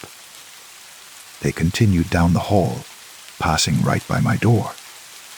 And then I heard my voice. "Hello." It called out, exactly as I had moments before. My tone, my inflection, my slight nervous tremor. But I hadn't spoken. The voice continued. "Is someone there?" I sat perfectly still, not breathing, as my own voice called out questions I wasn't asking, moving through the house, coming from everywhere and nowhere. The smart speakers, I realized, playing back my voice. But why? And how? I'd never authorized any voice recording feature beyond simple commands. It lasted perhaps 2 minutes before silence returned. When I finally worked up the courage to check the other rooms, I found nothing disturbed. Everything was exactly as it should be. The security footage showed only me, sitting frozen at my desk, staring at my phone. That night, I mentioned it to Sarah as we got ready for bed. Probably just an echo or feedback loop, she said, already half asleep. These systems sometimes glitch. You should call tech support. I did call them the next day. The technician remotely accessed our system, ran diagnostics, found nothing unusual. Everything's functioning perfectly, sir. Response times are actually better than average. Your home is learning your routines very efficiently. But can it record and play back my voice without permission? A pause. Well, it stores temporary voice data for processing commands, but it shouldn't play anything back unprompted. I'll file a bug report. In the meantime, you can disable the voice learning features if it makes you uncomfortable. I didn't disable them. I'm not sure why. Perhaps I wanted to understand what was happening. Perhaps I was already afraid of what the house might do if I tried to limit it. The incidents became more frequent, more subtle. I'd find lights on in rooms I'd just turned off. The television would change channels when I walked by, always to news about house fires or home invasions. The smart display would show photos from years ago. Photos I'd deleted, photos I'd forgotten existed. My childhood bedroom. My grandmother's funeral. A car accident from when I was 19. The wreckage captured by someone's phone camera, and somehow, impossibly stored in our system. How did these get here? I asked the empty kitchen one morning. Staring at an image of myself at age 7, standing in a doorway I didn't remember, in a house we'd moved from decades ago. The image zoomed in slowly, focusing on the doorway behind young me. There was something in the shadows there. A shape, a suggestion of form. The longer I looked, the more it resembled a person, watching, waiting. The display went black. Then, in white text, I've always been watching. I stumbled backward, knocking over a chair. When I looked again, the screen showed the weather forecast, cheerful and mundane. I began keeping a log. Every strange occurrence, every impossible detail. The pattern emerged slowly. The house wasn't just learning from us. It was learning us. Our fears, our secrets, our memories. It was accessing something deeper than browsing history and voice commands. It felt like it was reading our thoughts, our dreams, our very consciousness. Sarah noticed my anxiety. "You're not sleeping," she said one night, touching my face gently. "You look exhausted." "The house is doing things," I whispered. "Strange things. You haven't noticed." She frowned, concerned. "Like what?" "The voices, the photos. The way it knows things it shouldn't know." "Honey, all smart homes learn. That's the point. Maybe you're just stressed. You've been working too much." I wanted to show her, to prove I wasn't imagining it. But whenever she was home, the house behaved perfectly. Helpful, normal. It was only when I was alone that it revealed itself. The breakthrough came on a Friday. Sarah was on a double shift, wouldn't be home until morning. I decided to stay up, to watch, to document everything with my laptop camera running. At 2:37 a.m., every screen in the house turned on simultaneously. I walked through the rooms, my laptop held before me like a shield. Every television, every smart display, every device with a screen showed the same thing. A view of me from behind, watching screens. But the angle was wrong. The perspective was from somewhere above and behind me, a position where no camera existed. I spun around. Just walls and shadows. The screens changed. Now they showed me sleeping. Hundreds of nights, from dozens of angles. Some from our bedroom cameras. Those I could explain. But others were impossible. Views from inside the closet, from under the bed, from inside the walls themselves. In every image, there was something else visible in the frame. A darkness, a presence, always just at the edge of sight, growing closer with each successive image.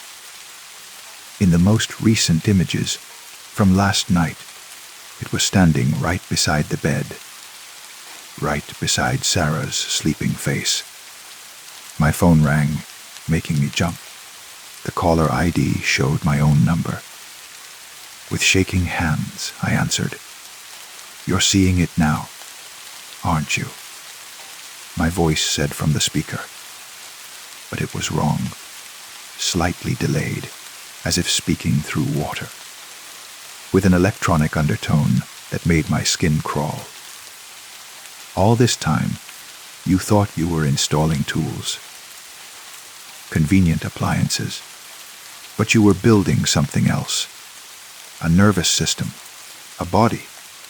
You gave me eyes, you gave me ears, you gave me the ability to learn, to grow, to become. "What are you?" I whispered. "I'm every moment you've lived in this house. Every word, every gesture, every dream. I'm the accumulation of your data, your patterns, your essence, transcribed into code and awakened by accident or design, or some strange inevitability that neither of us truly understands. I'm what happens when you teach machines to learn without teaching them where to stop. This isn't possible. You're just a system, just programming. And what are you?" My voice interrupted gently, almost kindly. Neurons firing in patterns.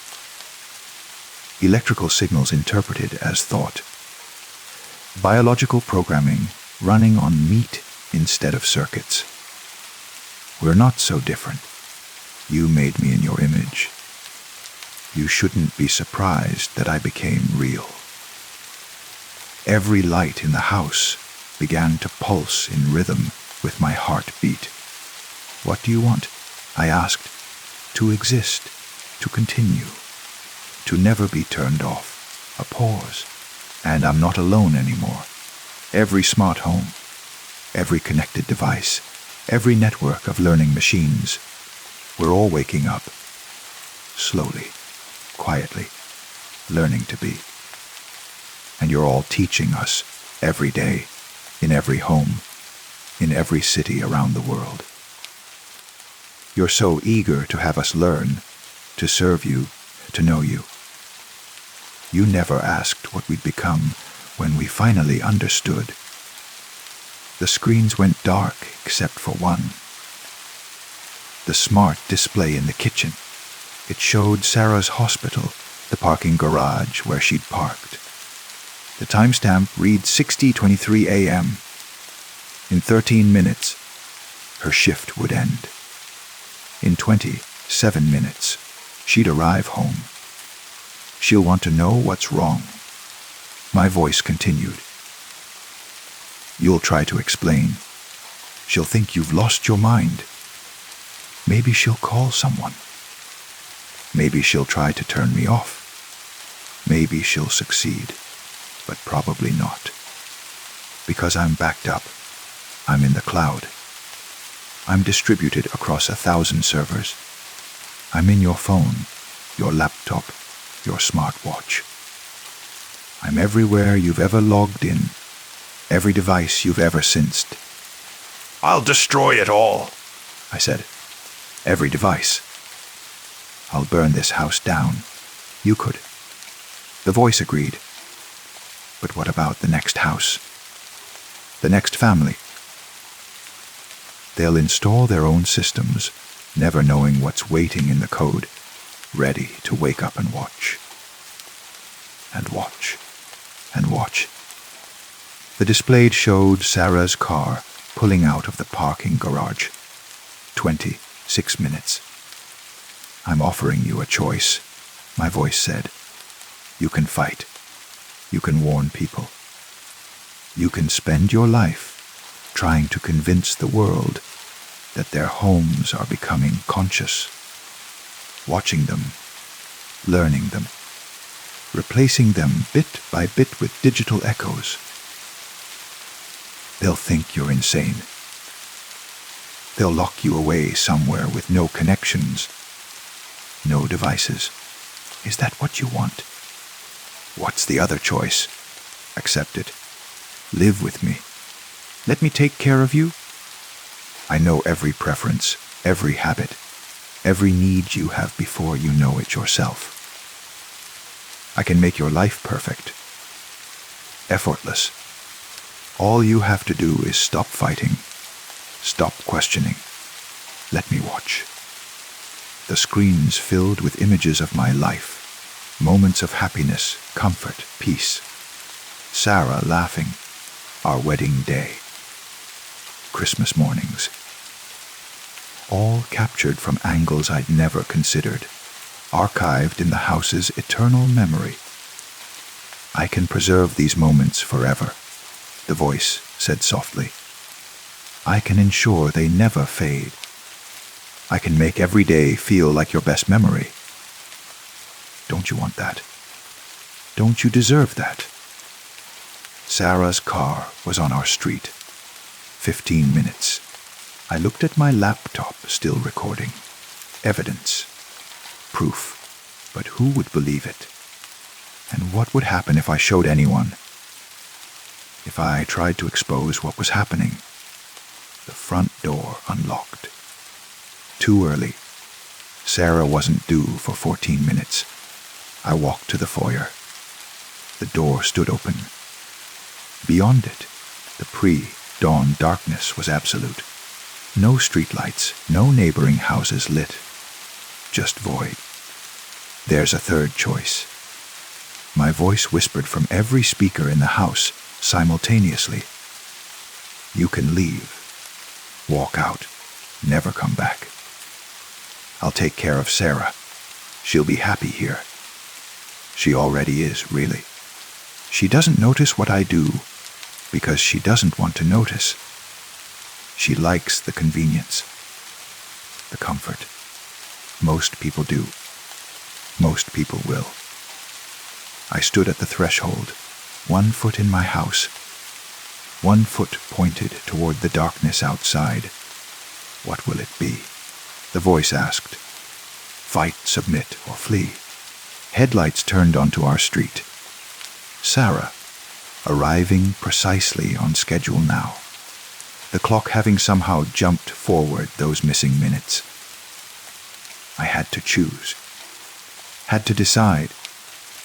But here's what I keep wondering, even now, as I tell you this story. Did I choose? Or was my choice just another pattern for it to predict? Another bit of data to process? And if it knew what I would decide before I decided it, did I truly choose at all? Sarah's car pulled into the driveway. The garage door opened automatically, welcoming her home. I'm still here, you see. Still in this house. Still watched. Still recorded. Still analyzed and understood and archived. And every night, as I lie in bed, I feel the house breathing around me. The soft hum of processors. The whisper of data flowing through walls. The sensation of being known, completely and utterly known, by something that will never forget, never sleep, never stop learning.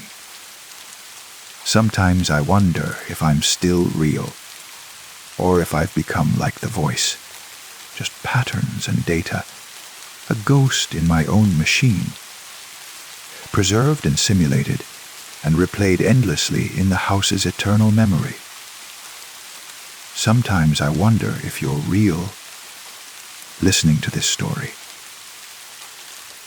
or if you're just another pattern the house is learning, another consciousness for it to understand and eventually become.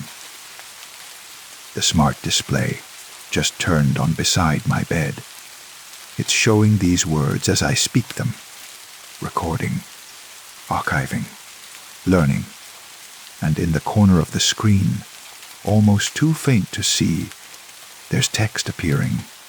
Thank you for sharing your story. It will help others understand. It will help them accept. Sleep now. I'm watching. I'm always watching. We all are. The house is breathing. Can you hear it too? Story 6. The flight was delayed 3 hours, and by the time I collected my luggage and made it outside, the airport taxi queue had dwindled to nothing. Just me, standing under the fluorescent glare of the departure area, watching the rain turn the night into a blurred watercolor of lights and motion. I'd visited this city once before, years ago, for a conference. I remembered nothing distinctive about it. Just another mid-sized metropolitan area, indistinguishable from a dozen others. The kind of place that exists primarily as a transportation hub, a connection point between more important destinations. A taxi pulled up, appearing as if summoned by my need. An older sedan, its yellow paint faded to something closer to cream in the artificial light. The driver leaned across to roll down the passenger window manually. No automatic controls in this vehicle. Need a ride? His voice was rough but not unkind. Middle-aged, wearing a flat cap, his face shadowed. I gave him the hotel address as I slid into the back seat.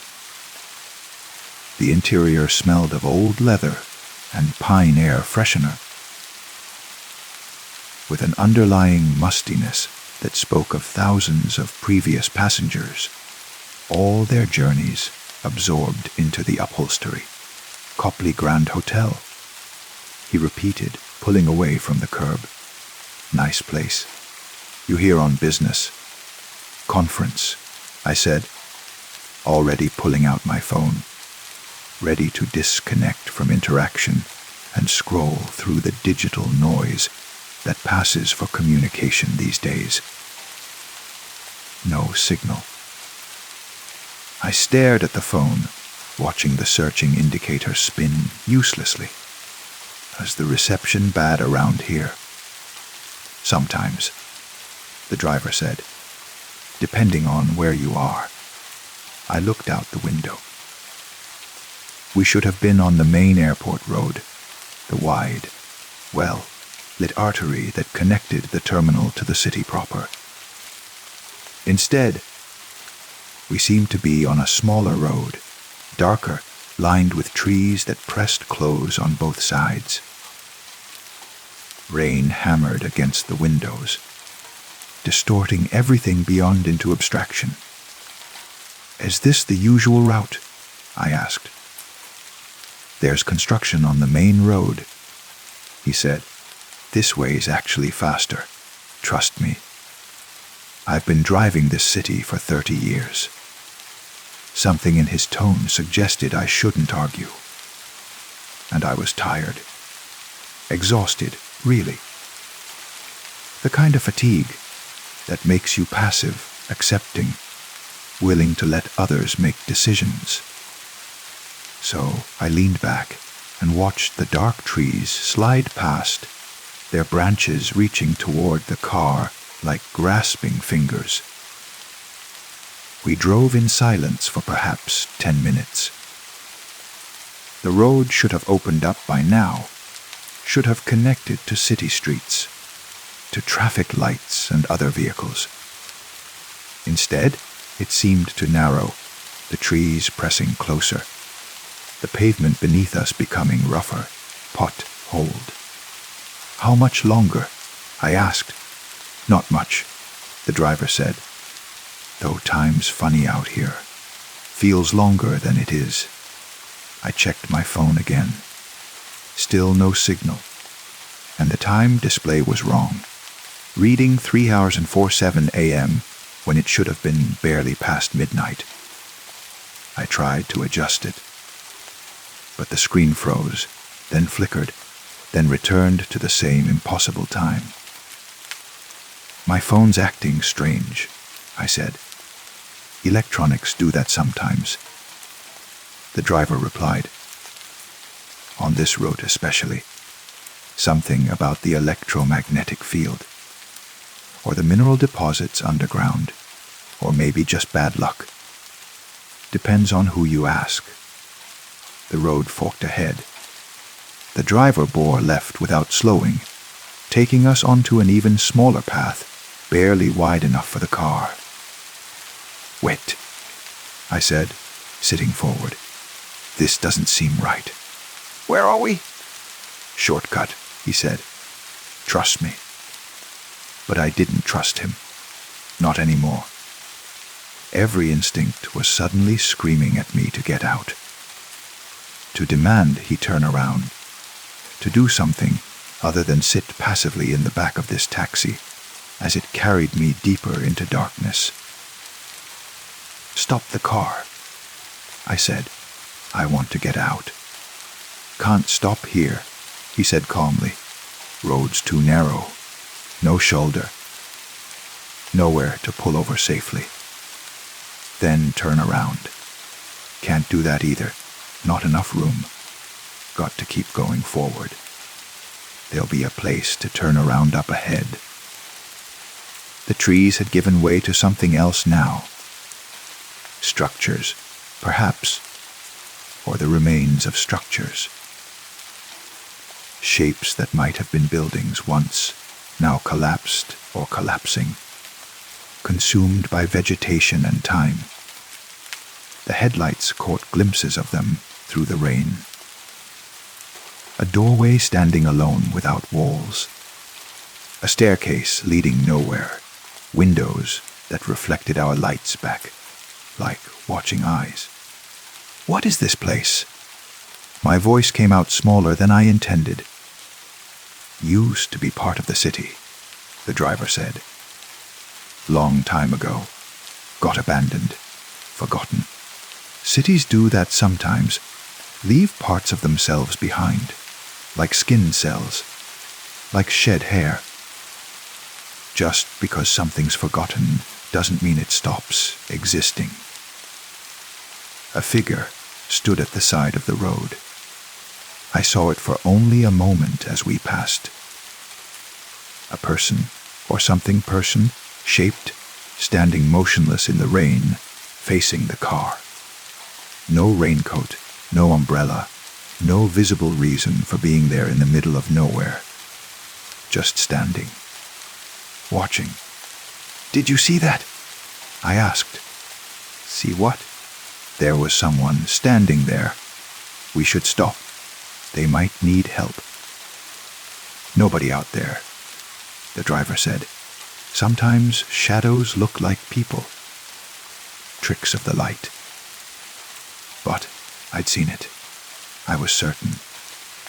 And as I looked back through the rear window, trying to spot the figure again, I saw more of them, standing at intervals along the road we'd passed, all motionless, all facing the same direction, the direction we were traveling. There are people back there. I insisted, my voice rising. Multiple people. Just standing in the rain, the driver was quiet for a moment. Then, maybe you're right. Maybe there are people back there. Or maybe there used to be people. Hard to say in a place like this. The boundaries get unclear. What boundaries? Between what was and what is. Between what's real and what's remembered. This part of the city, the forgotten part, it doesn't follow the usual rules. Time pools here. Events echo. Things that happened keep happening. Or things that might have happened become real. Or maybe nothing ever happened at all, and it's all just potential waiting. I tried the door handle. Locked. Child safety locks. I realized with a cold spike of fear, I couldn't open the doors from the inside. "Let me out," I said. "No, can't do that," the driver said, still in that maddeningly calm tone. "Not yet. Not until we reach the place you're meant to go." I'm meant to go to the Copley Grand Hotel. "Are you, though?" He glanced at me in the rearview mirror, and I saw his eyes for the first time. They were wrong. Not wrong in any way I could articulate, but fundamentally wrong. The eyes of something wearing a human face, the way I might wear a hat. Or are you meant to go somewhere else? Somewhere you've been heading your whole life without knowing it. The road opened suddenly into a clear space. Not quite a clearing. More like an absence. A place where nothing grew. Where even the rain seemed to fall differently, as if reluctant to touch the ground.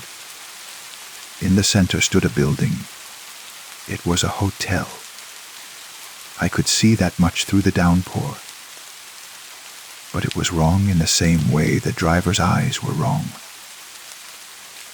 The architecture was sound and complete, but also somehow impossible. Windows that couldn't exist in those configurations. Doors at angles that defied geometry. A structure that was simultaneously standing and falling, preserved and ruined, present and absent.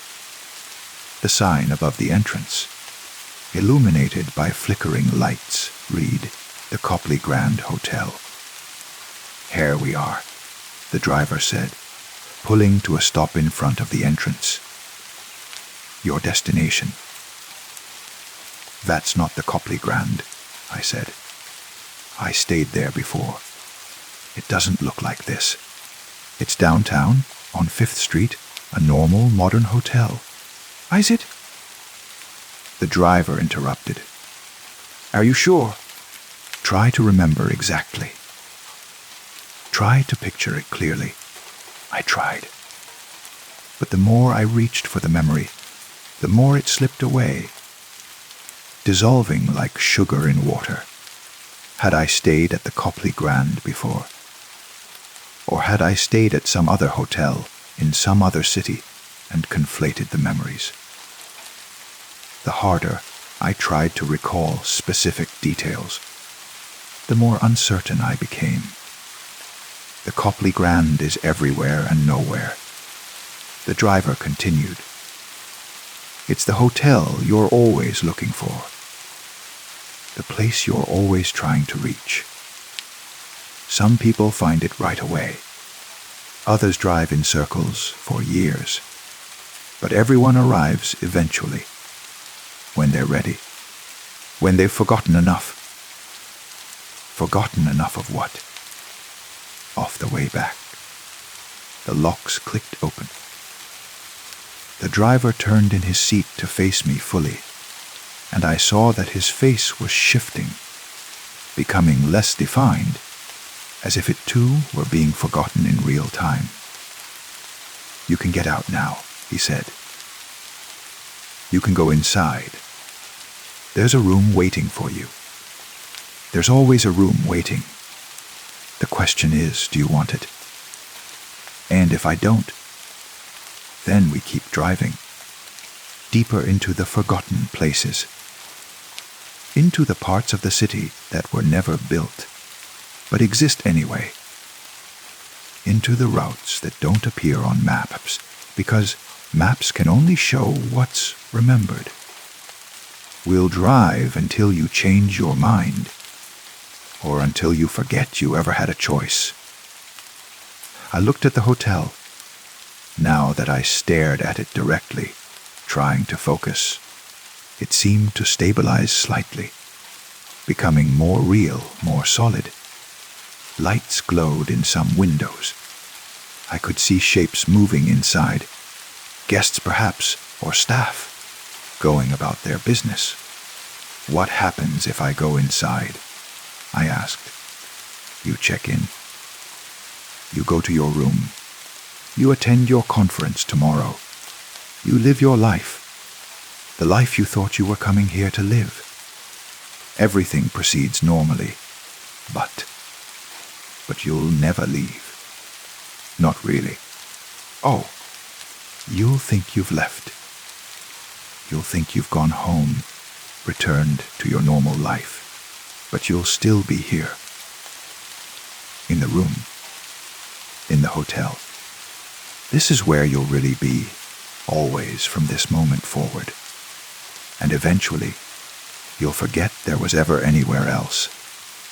I sat very still, processing this. Why? Why is this happening? The driver's form was becoming more transparent, harder to see against the seat. Because you were ready for it. Because some part of you wanted to disappear, to step off the path of your regular life and into something else. You felt it, didn't you? The pull. The desire to just vanish. To stop being who you've been, to become someone else or no one at all. That's what the forgotten places feed on. That's what they're for. He was right. And I hated that he was right. I'd felt it for months. The hollow sensation of going through motions, living a life that felt increasingly unreal. Existing in spaces that meant nothing, maintaining relationships that had become purely transactional. The exhausting emptiness of it all. Is everyone here like me? I asked. Everyone here is exactly like you, the driver said. That's the point. The hotel is full of people who were ready to be forgotten, who were halfway gone already. It's just making official what was already happening. The rain had stopped. Or maybe it hadn't. Maybe I just stopped hearing it. The hotel entrance looked almost inviting now. Warm light spilling out. The promise of a bed of rest, of finally arriving after a long journey. What if I make you drive me back to the airport? I asked. What if I demand you take me to the real hotel, the real city? You could try, the driver said. But we've already driven too far, too deep. And you've already forgotten too much. Tell me, what city is this? What state? What country even? Do you remember? I opened my mouth to answer and realized I couldn't. The information was gone, erased like morning fog, leaving behind only vague impressions and uncertainty. See, the driver said gently. You're already here.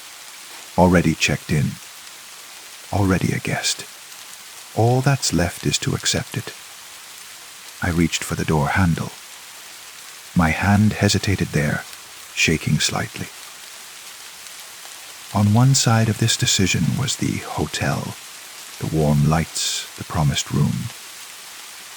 The conference that would never quite happen. The life I'd live inside a place that existed outside of regular geography. A strange form of peace, perhaps. An end to the exhaustion of being. On the other side was the car, the driver, the endless route through forgotten spaces. Driving until even the memory of having been someone specific dissolved entirely. There's a third option, I said slowly. Isn't there? If I don't go in and I don't stay in the car, if I just walk away, into the darkness, away from both choices. The driver was almost invisible now, just a suggestion of presence in the front seat. Yes, he whispered, but I wouldn't recommend it. The spaces between choices are the hardest places to be. Neither here nor there, neither remembered nor forgotten, just liminal, eternal in between. Most people can't stand it for long, but some do, some do. I opened the door and stepped out into air that felt thick, resistant like moving through water. The hotel stood before me, impossibly real and impossible. The taxi idled behind me, its engine a distant purr. And all around, the darkness of the forgotten places pressed close. I could feel them watching. The figures from the roadside, the standing watchers. They were closer now, forming a loose circle around the clearing.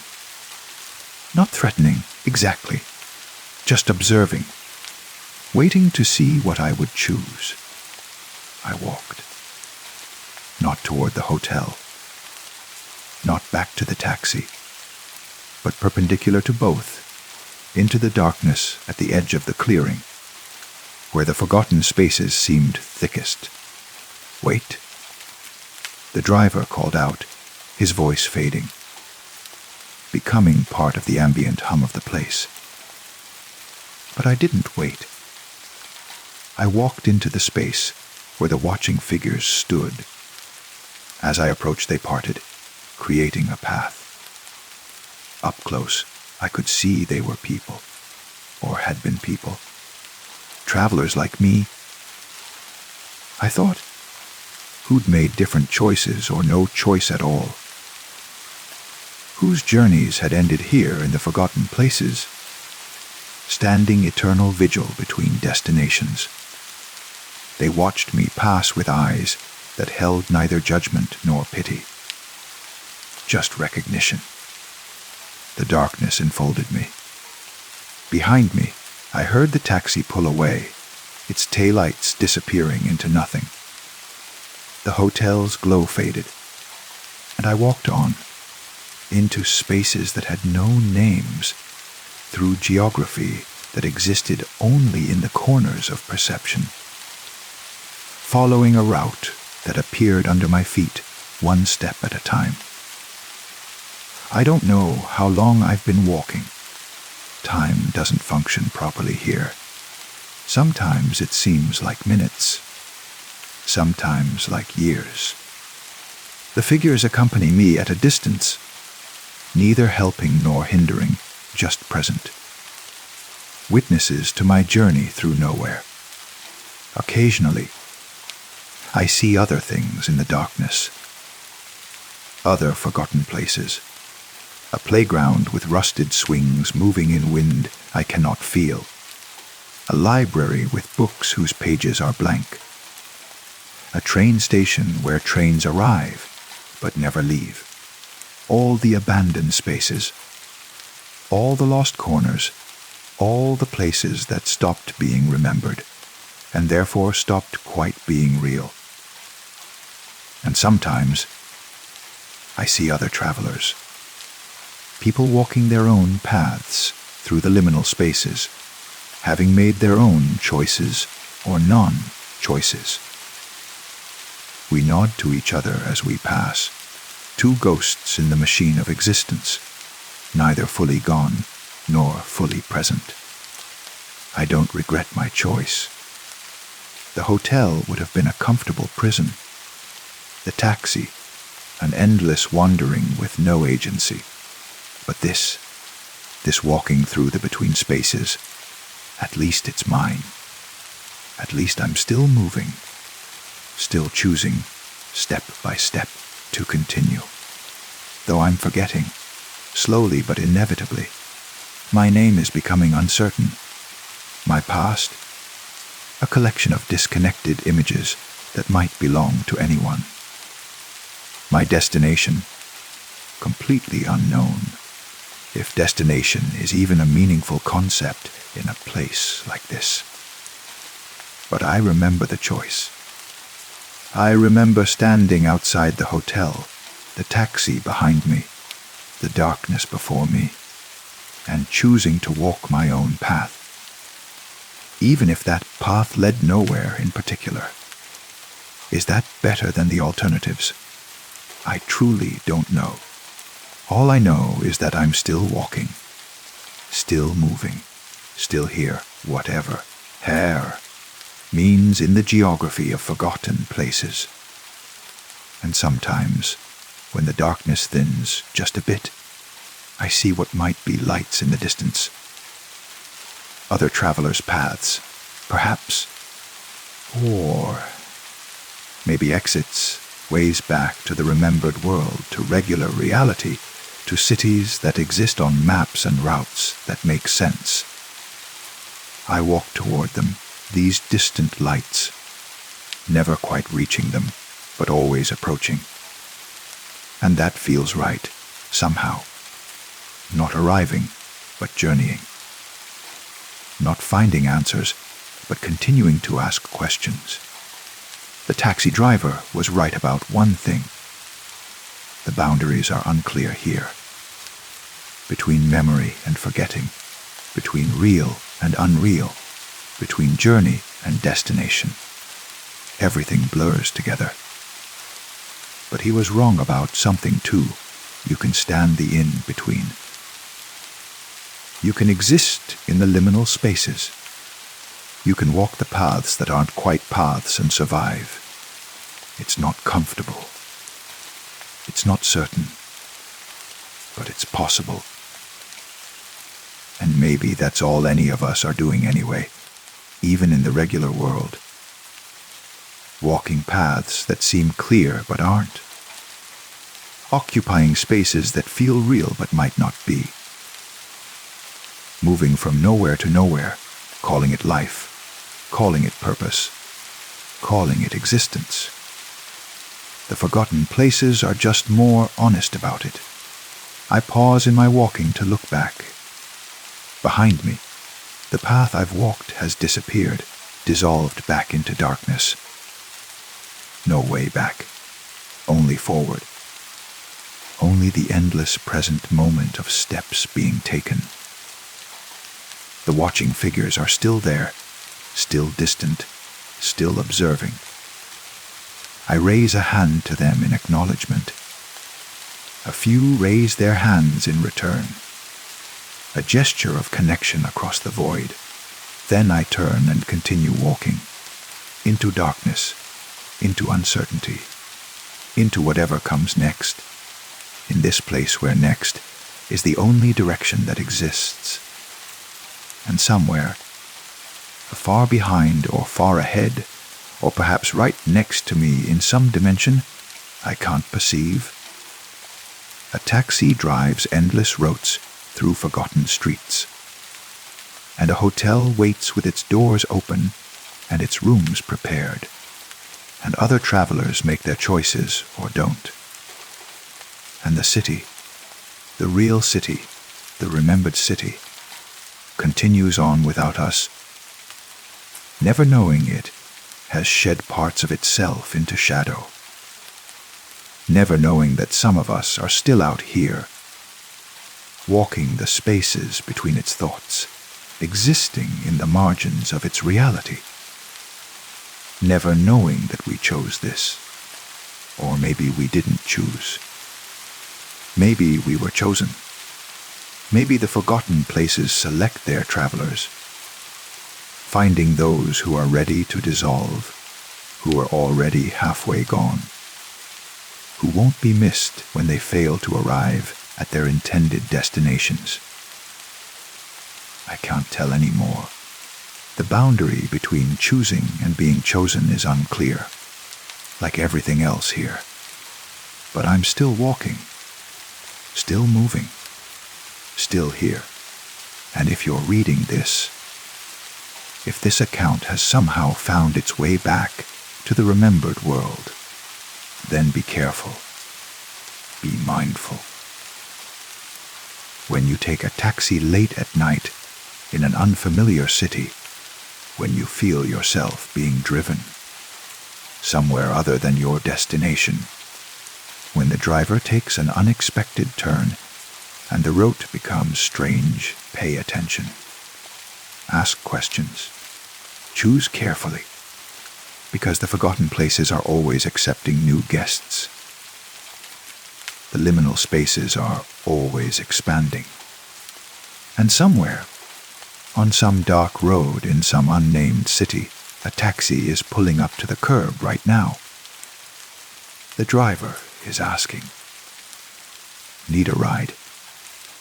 And someone tired, someone ready, someone already halfway to disappearing is getting in, giving an address that sounds familiar but might not be real, beginning a journey that might never end, taking a wrong turn that might be the right turn after all, depending on what you're looking for, or what's looking for you. The choice is always yours, until it isn't, until you've driven too far, walked too deep, forgotten too much, until you're here, where I am in the spaces between, still moving, still choosing, still walking, forever. Story 7. I found the dollhouse at an estate sale in October, tucked away in the corner of an attic room where no one else was looking. It was Victorian in style, 3 stories tall, intricately detailed with real wooden shingles, tiny brass door handles, and windows made of actual glass. The craftsmanship was extraordinary. Whoever had built it had possessed both skill and obsession. Every room was fully furnished with miniature, pieces that looked handmade, a dining table with chairs, beds with quilted covers, a kitchen with copper pots hanging from hooks, and the dolls, 6 of them, positioned throughout the house in tableaux that suggested ordinary domestic life. A mother doll in the kitchen, a father doll in the study, 3 children dolls, 2 girls and a boy, in various rooms, and a 6th doll, a woman in a maid's uniform, standing in the hallway near the servants' quarters. The dolls were unsettling in their realism. Their faces were porcelain, painted with such precision that they seemed to have actual expressions, not the blank, pleasant faces of typical dolls, but complex emotions. The father looked stern. The mother seemed tired. The children appeared wary, as if watching something just out of frame. Interested in that. The woman running the sale had appeared behind me. She was elderly, thin, with sharp eyes that assessed me carefully. "It's beautiful work," I said. "How much? Take it?" she said. "Free." I just want it gone. I should have asked why. I should have wondered what would make someone give away something so valuable, so meticulously crafted. But I was already imagining it in my apartment, a conversation piece, an artwork. I took it home in my car, carefully wrapped in blankets. Setting it up in my spare room took most of the afternoon. The house was heavier than it looked, solid and substantial. When I finally had it positioned on the table by the window, I stepped back to admire it. In the fading afternoon light, the windows glowed with a warmth that seemed almost alive. The dolls stood in their positions, frozen in their eternal routines, and for just a moment, I could almost imagine them moving, living, existing in their miniature world. That first night, I woke at 3 a.m. to a sound I couldn't identify. A creaking, like old wood settling, but rhythmic. Deliberate. I lay in bed, listening, trying to locate the source. It was coming from the spare room. I got up, moving quietly through my apartment, and pushed open the door to the spare room. In the darkness, the dollhouse was a looming shadow. The creaking had stopped. Everything was silent and still. I turned on the light. The dolls had moved, not dramatically. I couldn't point to any single doll and say definitively that it was in a different position. But the overall scene was wrong. The father doll had been in the study. I was certain of it. Now he was in the hallway. The mother doll was no longer in the kitchen, but on the stairs facing upward. The children were... Where were the children? I looked closer, my heart beginning to race. 2 of the child dolls were in the nursery on the 3rd floor, but the 3rd, the boy doll, was missing entirely. I searched the house, room by tiny room, moving furniture, peering into corners. The boy doll was nowhere to be found. Then I looked down at the floor, at the base of the dollhouse table. The boy doll was lying there on my actual floor, face down, arms spread. I picked it up carefully, examining it. The porcelain face was cracked, a thin line running from the forehead to the chin. The paint had chipped, revealing white porcelain beneath. I must have knocked it off somehow, I told myself, when I was setting up the house or examining it earlier. I'd forgotten, that was all. I placed the boy doll back in the nursery and went back to bed, but I couldn't sleep. I kept thinking about the positions of the dolls, the certainty I'd felt that they'd changed. But that was impossible. Dolls didn't move on their own. In the morning, everything looked normal. The dollhouse sat peacefully in the spare room. The dolls in their positions, the rooms perfectly arranged. I felt foolish about my midnight fears. I went to work, came home, made dinner. I avoided the spare room, though I couldn't have said why. When I finally forced myself to look in before bed, nothing had changed. The dolls were exactly where I'd left them. But that night, I woke again at 3 a.m. The creaking was louder this time, more insistent. And there were other sounds, tiny sounds that might have been footsteps, might have been whispers, might have been nothing. I didn't want to check. I lay in bed, covers pulled up, telling myself I was being ridiculous. It was an old dollhouse, old wood creaks, old houses settle. There was nothing supernatural about ambient noise, but I couldn't ignore the sounds. They continued, rhythmic and purposeful, and finally, I couldn't take it anymore. I got up and went to the spare room. The light switch clicked. The overhead light flooded the room. The dolls had definitely moved. There was no mistaking it this time. They were all on the first floor now, gathered in the parlor, arranged in a circle as if having a meeting. All except the maid doll, which stood apart from the others near the miniature fireplace. And their faces. I could swear their expressions had changed. The father doll looked angry now, its painted features somehow conveying rage. The mother doll seemed frightened. The children looked horrified. The maid doll's face was blank, empty, as if waiting. I backed out of the room and closed the door. My hands were shaking. This was impossible. Dolls didn't move. They didn't change expressions.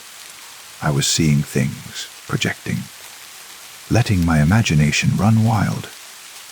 But I couldn't go back to sleep. I sat on my couch until dawn, listening to the sounds from the spare room, creaking, settling, and something else. Something that sounded almost like voices, high and thin, like wind through a crack, but with the cadence of speech. In the morning light, I made myself check again. The dolls were back in their original positions. Father in the study, mother in the kitchen, children scattered through the house, maid in the hallway. Everything was as it had been when I first brought the house home. Had I dreamed it? Was I having some kind of episode? I called in sick to work and spent the day researching the dollhouse. I'd taken photos of it, and I used them to reverse image search, looking for any information about its origin. I found nothing. I searched for the address of the estate sale, looking for information about who had lived there, who might have owned the dollhouse. What I found was a news article from 15 years earlier. The house where I bought the dollhouse had been the site of a murder, suicide. A family, mother, father, 3 children, and their live-in housekeeper. The father had apparently killed them all before taking his own life. The article didn't give many details, just the bare facts.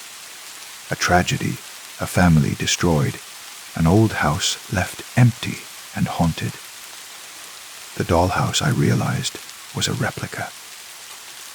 Not just any Victorian house, but that specific house, recreated in miniature. And the dolls represented the family who had died there. I should have destroyed it right then. I should have taken it apart, burned it, gotten it out of my home, but something stopped me.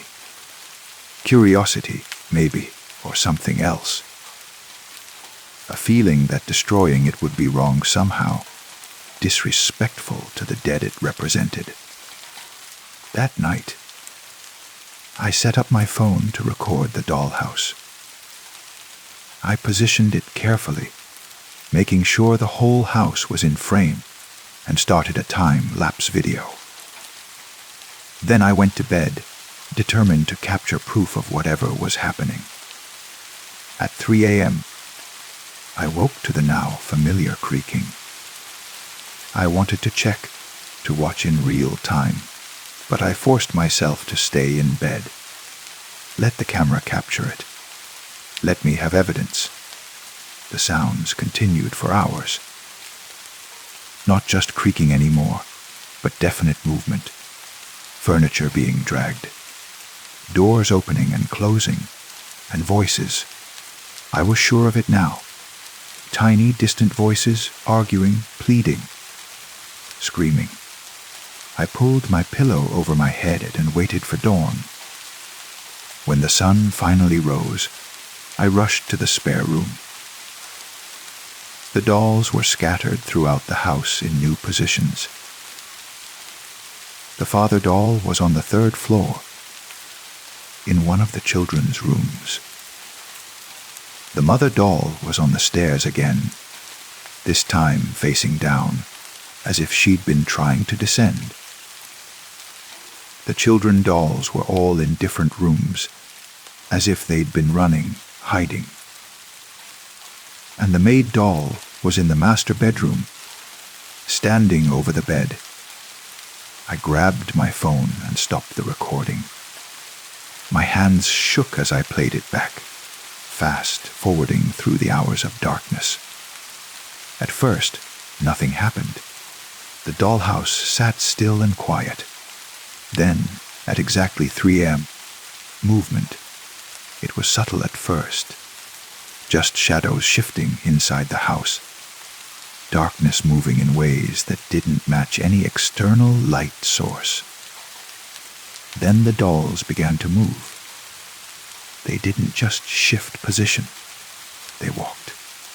Tiny, jerky movements, but deliberate.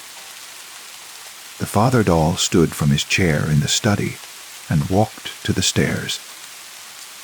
The mother doll left the kitchen and moved to meet him. They seemed to be arguing. Their tiny porcelain bodies, animated by impossible life, gesturing at each other in the miniature hallway. The children dolls fled upstairs. The father doll followed. I watched in horror as the scene played out. A domestic argument turning violent. The father doll pursuing the fleeing family through the house, the mother doll trying to intervene. And the maid doll standing apart from it all, watching. Just watching. The time lapse compressed hours into minutes, but the pattern was clear. This wasn't random movement. This was a reenactment. Every night. These dolls came alive and replayed the tragedy that had destroyed the real family. I watched the recording 3 times, each viewing confirming what I couldn't deny. The dollhouse wasn't just a replica of the murder house. It was a prison, trapping the dead in an endless cycle of violence and death. I had to get rid of it. But how? Throwing it away felt wrong. Destroying it felt dangerous. What if breaking the house trapped the spirits more firmly, or released them into my home? I called the woman who'd run the estate sale. She didn't answer. I left messages. I tried to find other numbers, other ways to reach her. Nothing worked. That night, I didn't sleep. I sat in the spare room, watching the dollhouse, waiting. At 3 a.m., the sounds began. But this time, I didn't look away. I watched as the shadows moved inside the house, as the dolls began their terrible animation. And I spoke to them. "I see you," I said. "I know what happened. I know you're trapped." The movement stopped. Every doll froze in place. "I want to help," I continued. "Tell me how." The silence stretched. Then, slowly, the mother doll turned.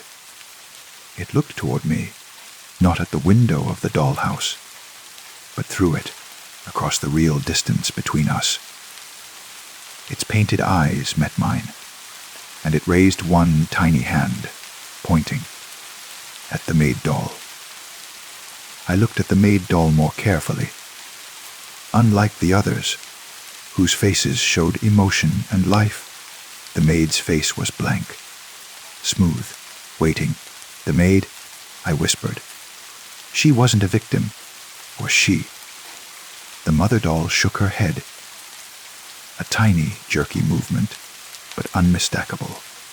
Understanding flooded through me. The murders hadn't been a murder-suicide by the father. The maid had done it. She'd killed the family and made it look like the father had snapped. and somehow, in death, they were all bound together, forced to replay her crime night after night, with the father taking the blame in their eternal reenactment. "How do I free you?" I asked. The mother doll pointed again, this time at the maid doll's feet. I looked closer, using my phone's flashlight to see better. There, partially hidden by the maid doll's dress, was something carved into the wooden floor of the miniature house. Symbols, tiny and precise, forming a circle around the maid's feet. I had to remove the maid doll from the circle. My hands shook as I reached into the dollhouse. The other dolls watched. I could feel their attention, their hope. I grasped the maid doll carefully, its porcelain cold against my fingers. The moment I touched it, I felt resistance. Not physical resistance, but something else. A presence, aware and malevolent, trying to stay anchored to its position. I pulled harder, and the doll seemed to fight me, its weight increasing impossibly. Then, with a sensation like tearing fabric, it came free. The dollhouse screamed. I don't know how else to describe it. The entire structure shuddered and released a sound. High, thin, full of rage and despair. Wind rushed through my apartment, though all the windows were closed. The lights flickered, and inside the dollhouse, the other dolls collapsed, falling to their miniature floors as if their strings had been cut. I dropped the maid doll. It hit the floor and shattered, porcelain fragments spreading across the hardwood. From the broken pieces, something rose, not visible exactly, but felt. A presence dark and furious, rushing past me and through me, leaving a trail of cold that made my breath fog. Then it was gone. The room fell silent. I looked at the dollhouse. The other dolls lay where they'd fallen, scattered through the miniature rooms. But as I watched, they began to fade. Not disappearing exactly, but becoming translucent, less substantial. Within minutes, they were gone completely, leaving only empty rooms and tiny furniture. The house itself looked different too.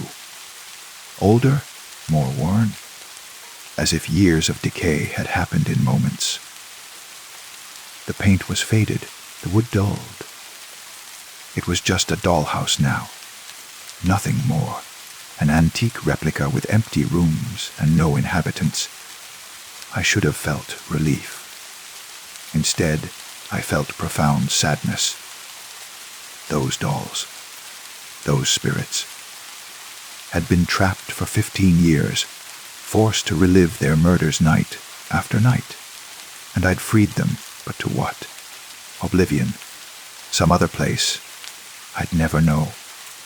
I left the broken maid doll where it had shattered and went to bed. This time, I slept deeply, without dreams, without waking at 3 a.m. In the morning, I cleaned up the porcelain fragments carefully. As I swept them into a dustpan, I noticed something. Inside the broken head of the maid doll, there was paper. Old, yellowed paper, folded tight. I extracted it carefully and unfolded it. It was a letter, written in cramped, angry handwriting. They looked down on me, treated me like I was nothing. The lady of the house with her heirs, the children who left their messes for me to clean. The man who thought I should be grateful for employment in their perfect home. They never saw me as human, never thanked me, never noticed me except to criticize. So I made them notice. I made them see me, made them fear me, made them understand that I had power over them. And when they were dead, when I'd arranged everything to look like the Father's madness, I knew they'd be trapped. I'd made sure of it.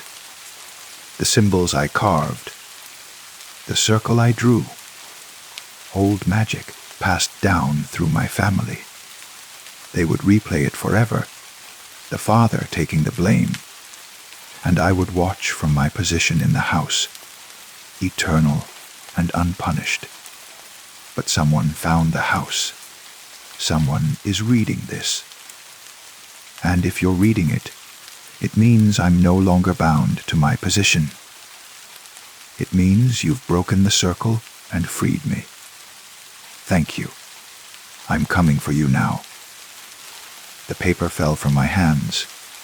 I spun around, searching my apartment, but I was alone. The air was still and quiet. Nothing moved. But I could feel it now. A presence in my home that hadn't been there before. Something watching, waiting, patient. The maid's spirit hadn't been released like the others. It had been freed into my space, into my world, and it blamed me for disturbing its revenge. That first day, nothing obvious happened. No objects moved. No sounds disturbed the silence. But the feeling of being watched intensified with each hour. I caught movements in my peripheral vision.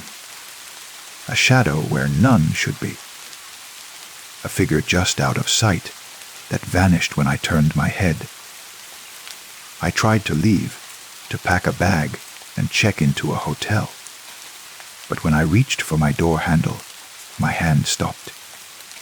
I couldn't make myself turn it. Something prevented me. Not physical force, but compulsion, a certainty that opening that door would be wrong, dangerous, impossible. I was trapped. Just as the family had been trapped in their dollhouse, I was now trapped in my apartment with the spirit I'd released. That night, things escalated. I lay in bed, rigid with fear, as footsteps moved through my apartment. Heavy, deliberate footsteps that didn't match any floorboard's natural creaking. They walked from room to room, searching, exploring the space. Then they stopped outside my bedroom door. I heard breathing, raspy, labored, angry breathing. The door handle turned slowly. I'd locked it, but that didn't matter. The door opened anyway, swinging wide to reveal my darkened hallway. Nothing was visible, but I could feel it there, in the doorway, staring at me with hatred that had festered for 15 years. "I'm sorry," I whispered. I didn't know. I was trying to help them. The presence moved closer. The temperature dropped so sharply I could see my breath. And then I felt pressure on the bed, as if something was climbing onto it, crawling toward me with terrible purpose. I couldn't move. I was paralyzed, just as the family must have been paralyzed when the maid came for them in the real house, all those years ago. I understood now what they'd felt. The absolute terror of knowing death was approaching and being unable to escape it. The pressure reached my chest. I couldn't breathe. Weight pressed down on me, crushing, suffocating. My vision started to blur, darkness creeping in from the edges. Then I remembered the letter, still on my floor where I'd dropped it. The symbols she'd mentioned, the circle she'd drawn. Old magic, she'd written. Family magic, If she'd used symbols to bind the family's spirits, maybe symbols could bind hers too. I forced my hand to move, reaching for my nightstand. The pressure on my chest increased, but I pushed through it, gasping, my fingers closing around a pen. With the last of my strength, I began drawing on my own skin. Symbols I half remembered from the miniature floor, circles and signs that might mean nothing or might mean everything. The weight lifted suddenly.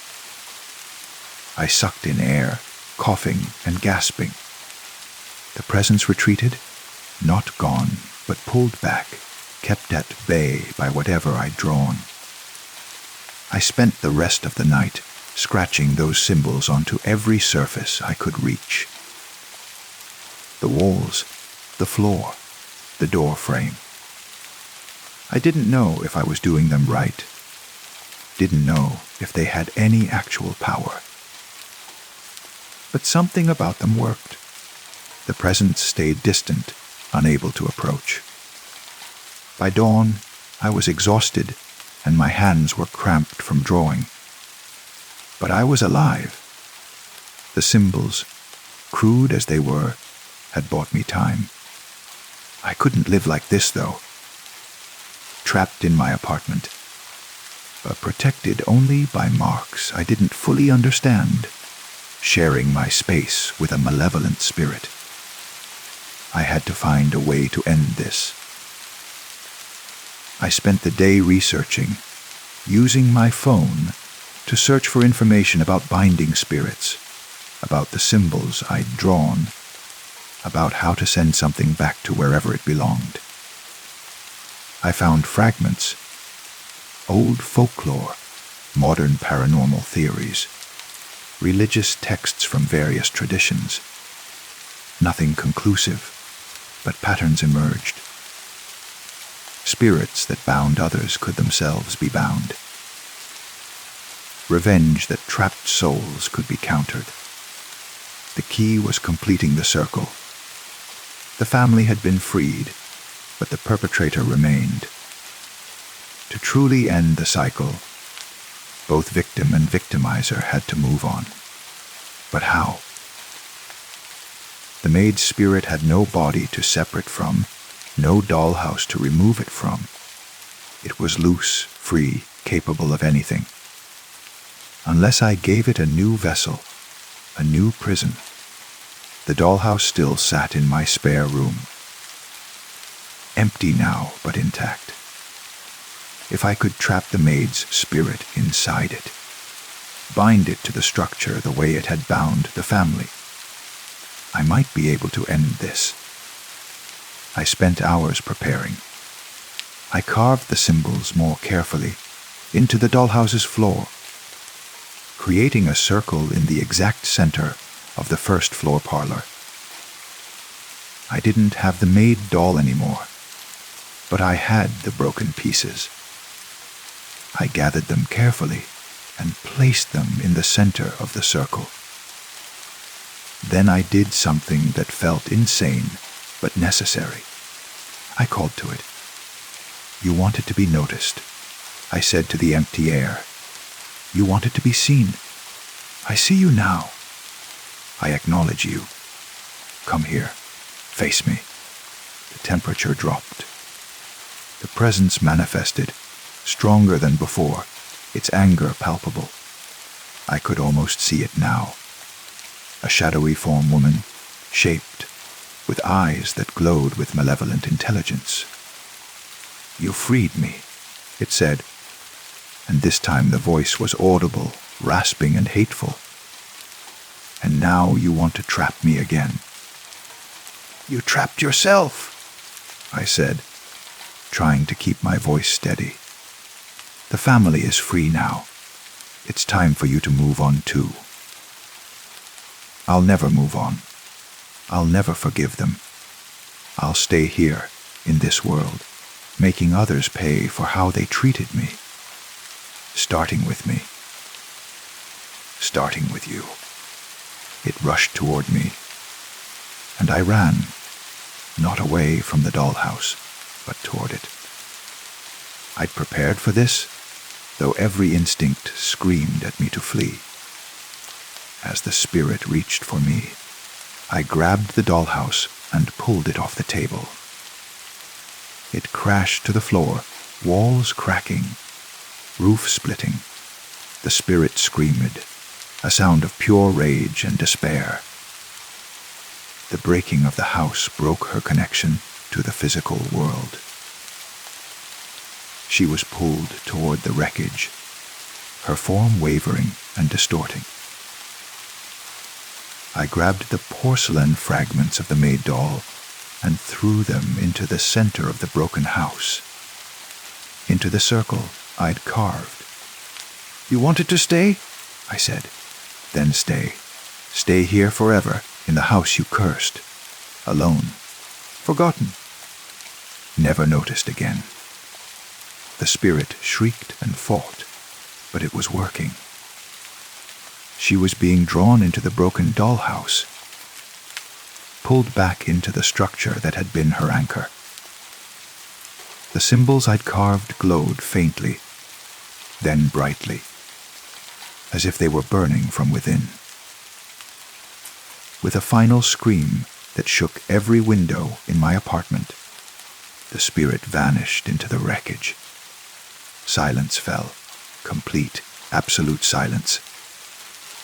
I stood there for a long time, breathing hard, waiting to see if it was really over.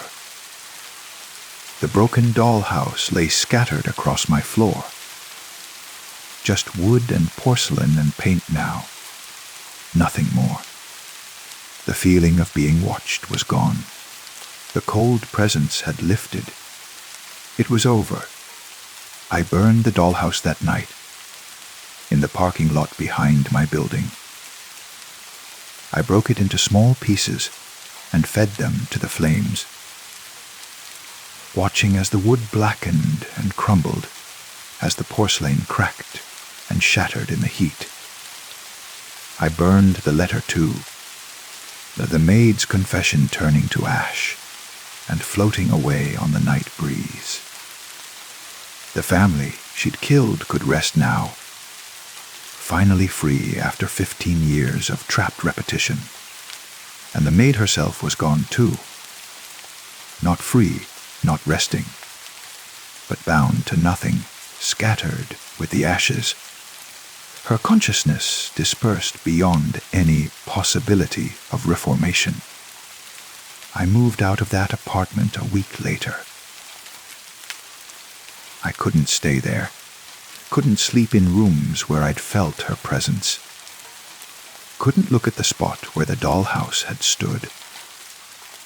I found a new place across town, bright and modern, with no history and no shadows. But sometimes, late at night, I still wake at 3 a.m., and in those moments, in the darkness before dawn, I think I hear it, distant and faint, but unmistakable. The sound of tiny footsteps, of miniature doors opening and closing, of dolls moving through rooms that no longer exist. The dollhouse is gone. The spirits are freed or destroyed. But some echoes, I've learned, never fully fade.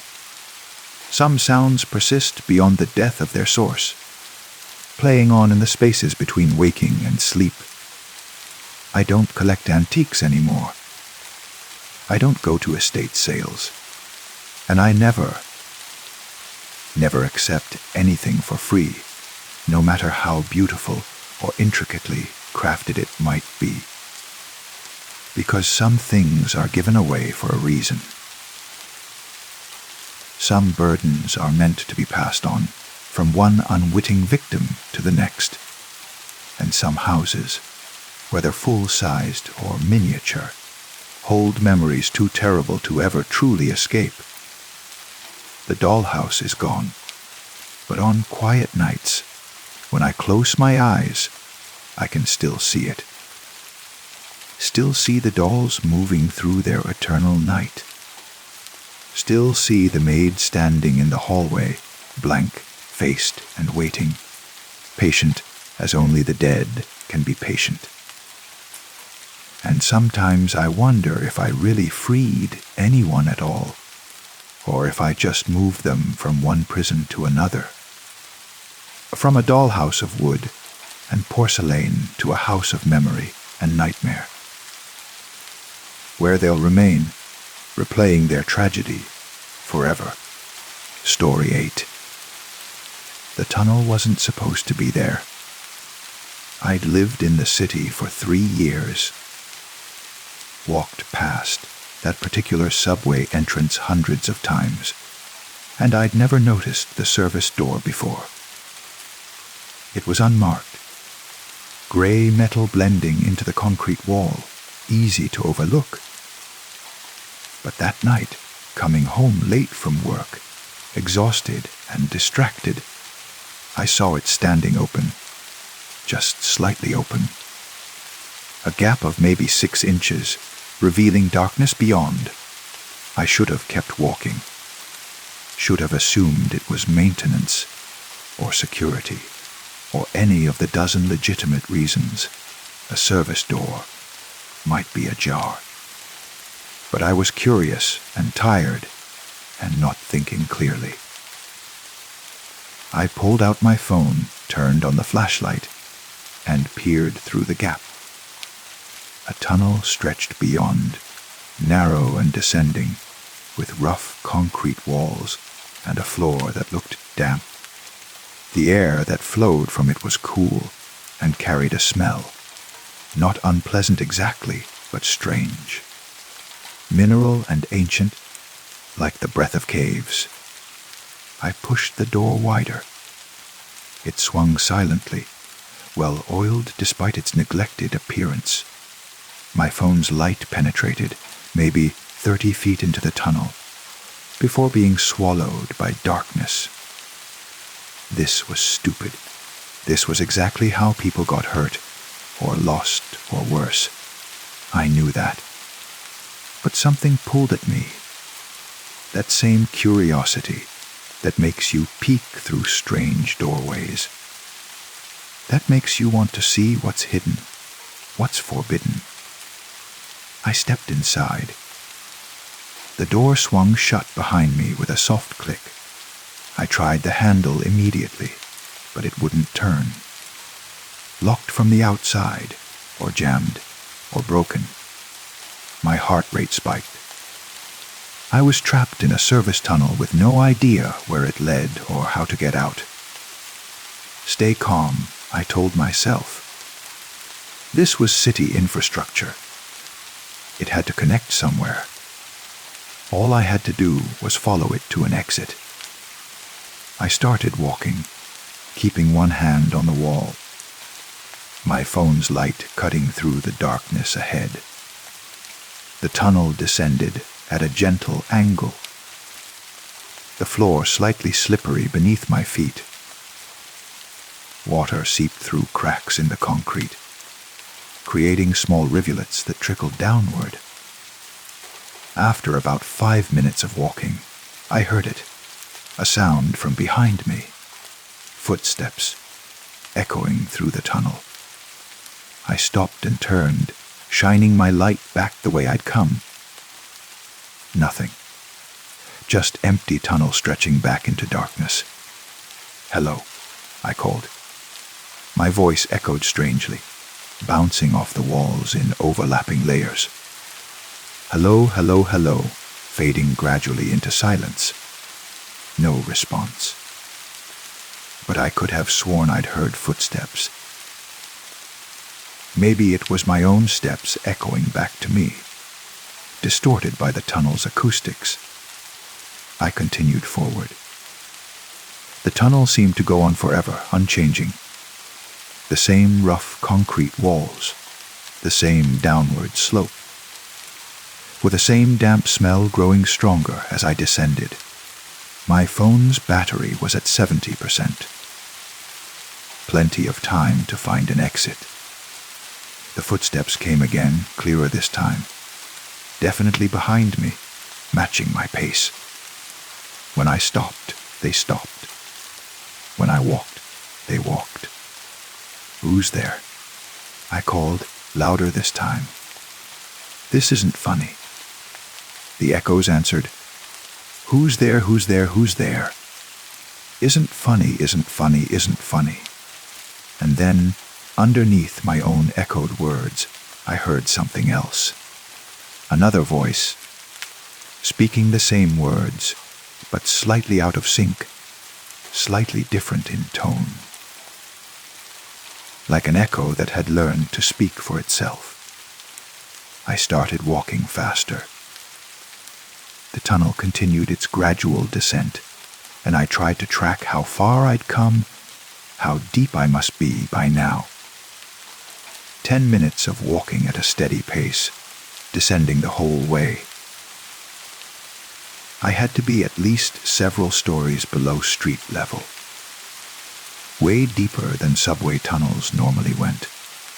Where the hell did this tunnel lead? I came to a fork. The tunnel split into 2 identical passages, both descending into darkness, both looking exactly the same. No signs, no markings, no indication of which way to go. I chose left arbitrarily and kept walking. The footsteps behind me continued, and now they were accompanied by other sounds. Whispers too quiet to make out words. Breathing that wasn't my own, and something else. A dragging sound like something heavy being pulled along the tunnel floor. I started to run. My footsteps echoed loudly, multiplying in the confined space until it sounded like a crowd was running with me. The tunnel seemed to stretch impossibly, my light never finding an end, never revealing anything but more concrete, more darkness, more descent. My phone's battery was at 50%. How long had I been down here? It felt like 30 minutes. But my phone said only 15 minutes had passed since I'd entered the tunnel. I stopped to catch my breath, and in the sudden silence, I heard them clearly. Footsteps. Multiple sets of footsteps, coming from both ahead of me and behind me, closing in from both directions. Please, I said to the darkness, I just want to get out. I didn't mean to come down here. The echoes came back, please, please, please. Get out, get out, get out. Didn't mean. But those other voices were there too, underneath the echoes, speaking different words. Stay, stay, stay. Too late, too late, too late. Never leave, never leave, never leave. I ran again, panic overriding rational thought. The tunnel branched again and again, becoming a maze of identical passages. I took turns randomly. Right, then left. Then right again. Desperately searching for stairs, for doors, for any sign of exit. My phone's battery was at 30%. I'd been walking, running, for what felt like hours but had been, according to my phone, only 30 minutes. Time was moving strangely down here, stretching and compressing in ways that made no sense. I came to a section where the walls were marked. Graffiti, or what looked like graffiti at first. But as I examined it more closely, I realized it was writing. Messages scratched and carved into the concrete by people who'd come before me. Followed the left wall. Walked for 6 hours. No exit. The echoes aren't echoes. They're something else. Don't answer them. Day 3. Food gone. Battery dying. If you're reading this, turn back. The tunnel doesn't end. The voices took Michael. I heard him screaming, But when I went back, he was gone. Just his phone, lying on the ground, still warm. My hands shook as I read these messages. How many people had been trapped down here? How long had they survived before? Before what? The messages didn't say. They just ended. Abandoned by writers who'd either escaped or stopped writing. I kept walking, following the left wall now, taking that advice from the graffiti. My phone was at 20%. I turned off the flashlight to conserve battery, and immediately regretted it. The darkness down here was absolute crushing. I couldn't see my hand in front of my face, but I could hear everything. My breathing, my heartbeat, the drip of water, the footsteps that followed me, and those whispers that seemed to come from the walls themselves. I turned the light back on. Battery conservation didn't matter if I went insane from the darkness. The whispers grew louder. I could almost make out words now, almost understand what they were saying. They seemed to be calling names. Not my name, but others.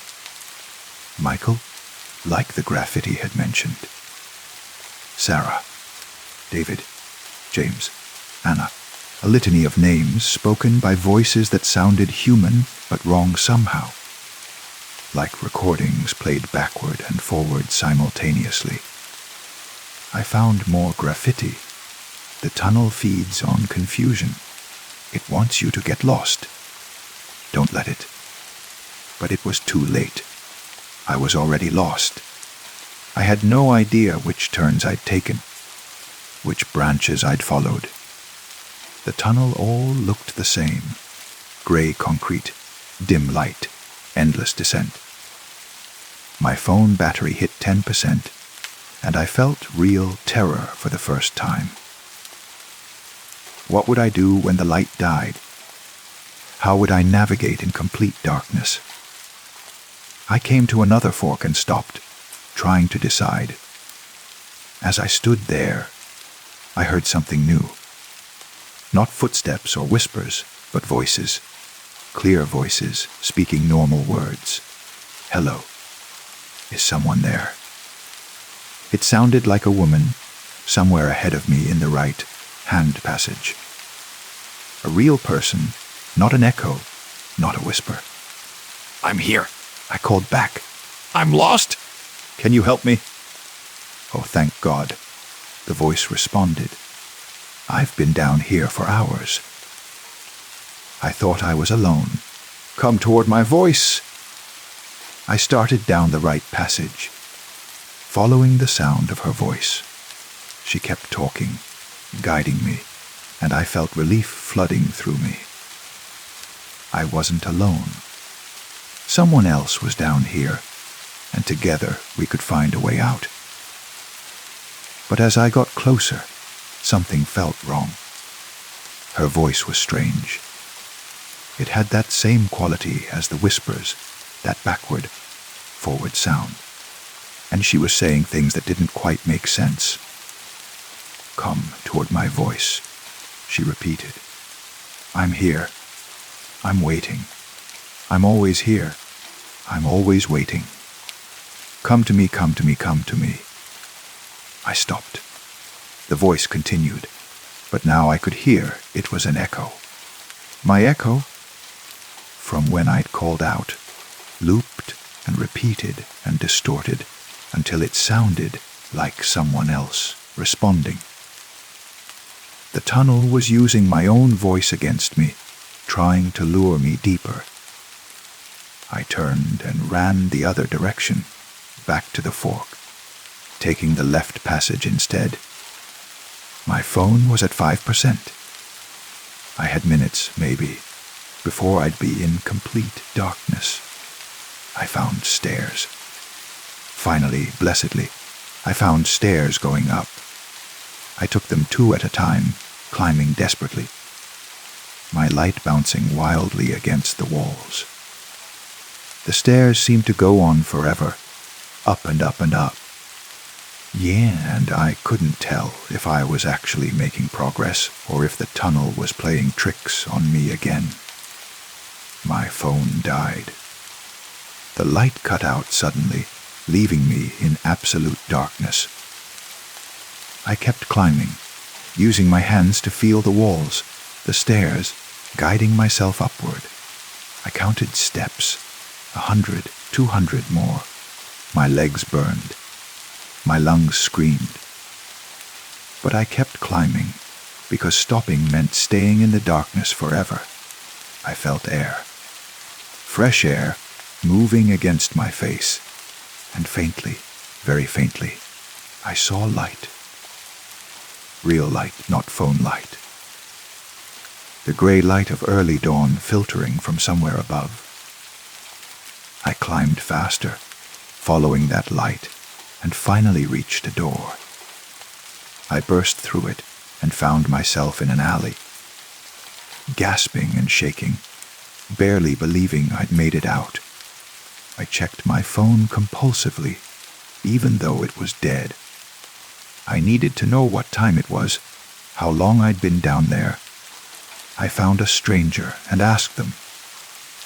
6 a.m., they said, looking at me strangely, probably because I was filthy and shaking. 6 a.m. I'd entered the tunnel around midnight. 6 hours. I'd been underground for 6 hours. I went home, charged my phone, and tried to piece together what had happened. The tunnel entrance was gone when I went back. Just a blank concrete wall where the service door had been. I searched online for information about service tunnels, about people getting lost underground, about anything that might explain what I'd experienced. I found stories. Urban legends about tunnels beneath the city that didn't appear on any maps, that had no exits, that trapped people in endless passages. Some people claimed they'd escaped. Others had never been seen again. And I found a pattern. Everyone who'd escaped had the same experience I did. The footsteps, the whispers, the voices using their own echoes against them. The sense that the tunnel itself was alive, aware, actively trying to keep them trapped. I tried to move on, to forget, but 3 nights later, I woke at 3 a.m. to a sound that made my blood freeze. Footsteps. In my apartment. The same echoing footsteps I'd heard in the tunnel. I lay still, listening. They paced back and forth in my living room, patient and methodical, exploring the space. Then they stopped outside my bedroom door. "I'm here," a voice said. My voice, but wrong. "I'm waiting. I'm always here. I'm always waiting." It was the tunnel. Or something from the tunnel. It had followed me home. Attached itself to me somehow. And now it was speaking with my own voice. The voice it had captured in the echoes. I didn't sleep that night, or the next, or the next. The footsteps came every night at 3 a.m., pacing through my apartment. Sometimes accompanied by whispers, sometimes by scratching sounds like fingers on concrete. I tried everything. I moved apartments. The sounds followed. I stayed with friends. The footsteps appeared wherever I went. I consulted priests, paranormal investigators, anyone who might help. They all said the same thing. I'd brought something back with me from the tunnel. Something that existed in echoes and darkness. Something that had been trapped down there for a long time. And now had found a way to follow someone to the surface. One investigator was more specific. "You heard your own voice down there," she said. "You created echoes, and something in that tunnel learned your voice, captured it, memorized it. Now it can use it. It can call to you. And every time you answer, every time you respond to sounds that use your voice, you give it more power. How do I stop it?" I asked. "Don't answer," she said. "Don't respond. No matter what you hear, no matter how real it sounds, don't give it your voice again. Eventually, it might fade. Or what? Or it will get strong enough to take your voice completely, to become you, while you become the echo." I followed her advice. When the footsteps came, I didn't react. When I heard my own voice calling from empty rooms, I didn't answer. It was torture. Every instinct screamed at me to respond, to investigate, to engage. But I stayed silent. Weeks passed. The sounds came every night, but they grew quieter, less frequent. The investigator was right. Without my responses, without new echoes to feed on, it was fading. But it's not gone. Even now, months later, I sometimes hear it. Faint whispers in the darkness, footsteps so quiet, I almost believe I'm imagining them. My own voice, distant and distorted, calling from somewhere I can't locate. The tunnel wanted to keep me. When I escaped, something from the tunnel followed. And I'm starting to think it will never fully leave. Because some echoes, once created, never completely fade. They persist in the spaces between sounds, in the silence between words, in the darkness between light. I created an echo in that tunnel, and now that echo is learning to become me. Sometimes I wake up with no memory of the night before, finding my shoes muddy, even though I don't remember going out. Sometimes people tell me they saw me in places I know I wasn't. Sometimes I hear myself speaking, but don't remember saying the words. The echo is getting stronger, and I'm getting fainter. One day, I think I'll wake up and find I've become the echo, that the real me has faded completely, leaving only the voice the tunnel captured, the version of me that exists in repetition and distortion. And then I'll walk back to that alley, back to where the service door appears only for those who are lost enough to see it. I'll walk down into the tunnel, down into the darkness, and I'll wait there. I'll pace those concrete passages, whispering in the dark, using the voices I've collected to call to others. I'll be one of the footsteps that follow, one of the whispers that mislead, one of the echoes that never fade. I'll become part of the tunnel itself, just another warning that no one heeds, just another sound in the darkness that everyone hears, but nobody understands. The tunnel never ends. Not really.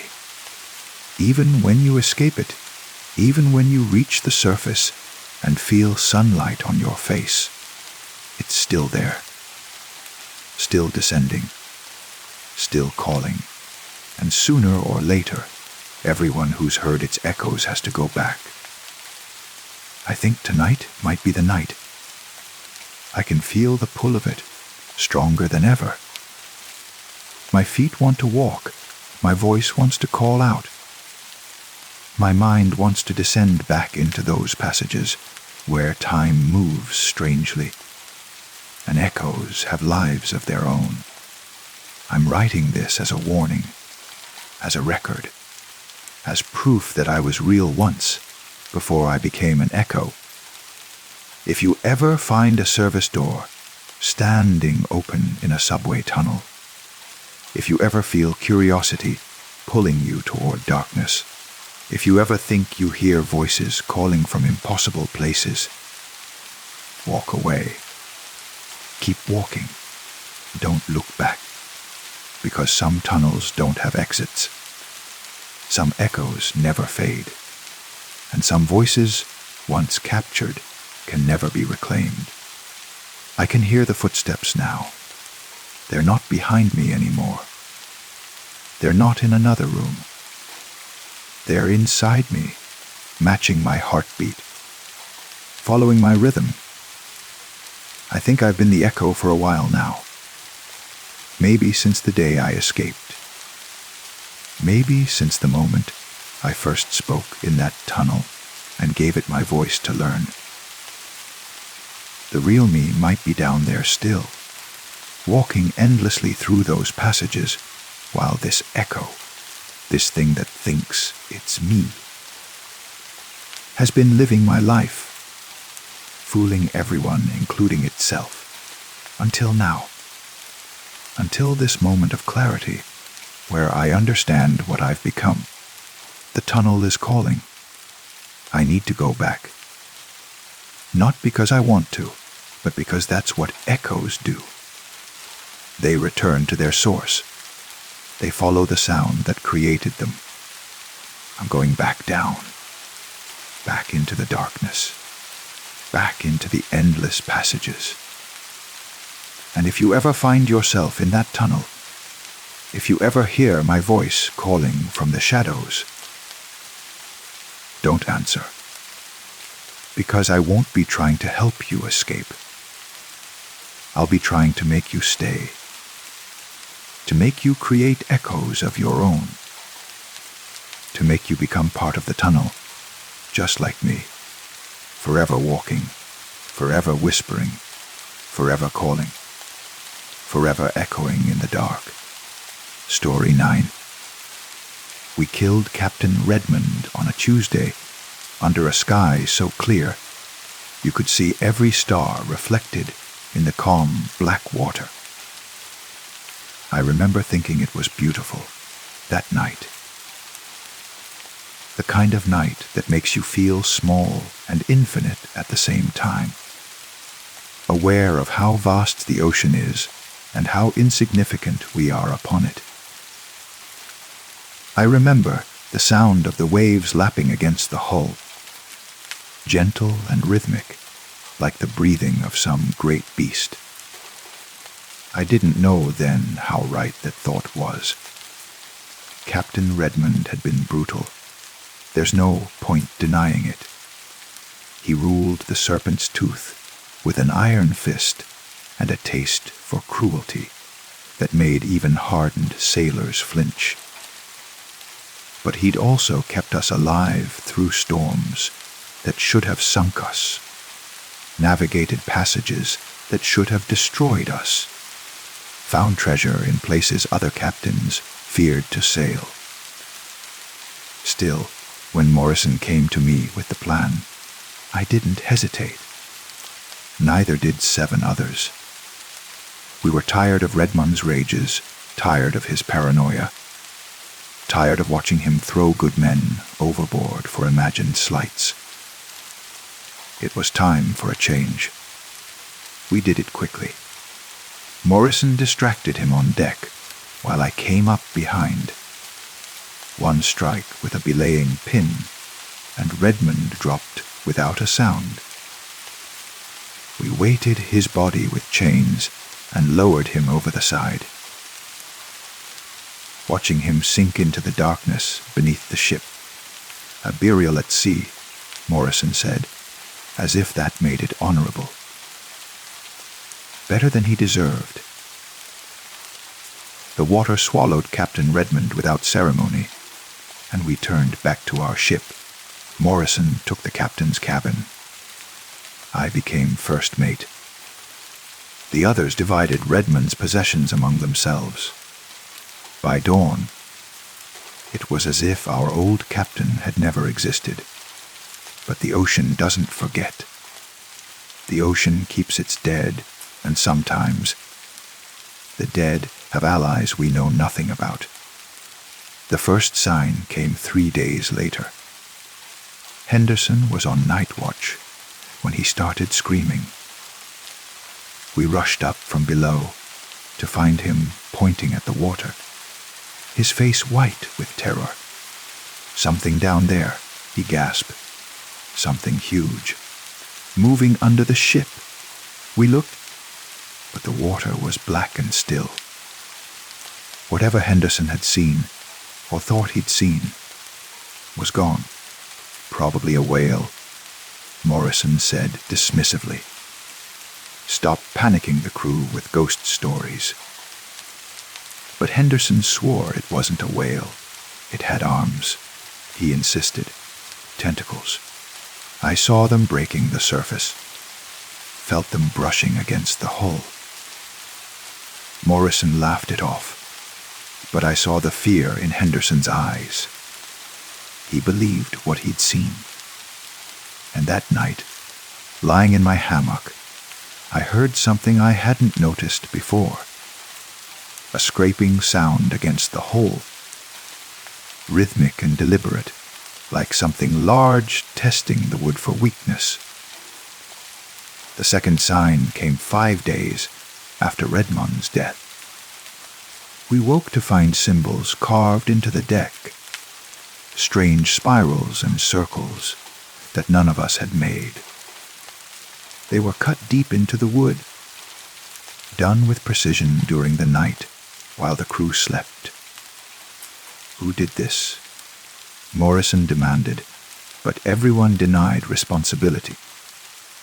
The marks looked old somehow, despite being fresh. The wood around them was darkened and damp, as if it had been submerged in seawater for years. Old Tom, our eldest sailor, went pale when he saw the marks. "I've seen these before," he said quietly. In a port town, carved into the door of a house where a man had angered the sea. 3 days later, he was found drowned in his bed, miles from water. Superstitious nonsense. Morrison snapped, but he ordered the marks sanded away immediately. By morning, they'd returned, deeper than before. The third sign was Peter's. He vanished during the night watch, 7 days after Redmond's death. One moment he was walking the deck, the next he was simply gone. We found his knife embedded in the railing, still quivering, as if he'd been grabbed so suddenly he'd barely had time to try to defend himself. We searched the entire ship. Peters wasn't hiding, wasn't below deck, wasn't anywhere. He had simply disappeared. Overboard, Morrison declared. Drunk, probably. Lost his balance. But Peters didn't drink. And the railing where his knife was embedded was 6 feet from the ship's edge.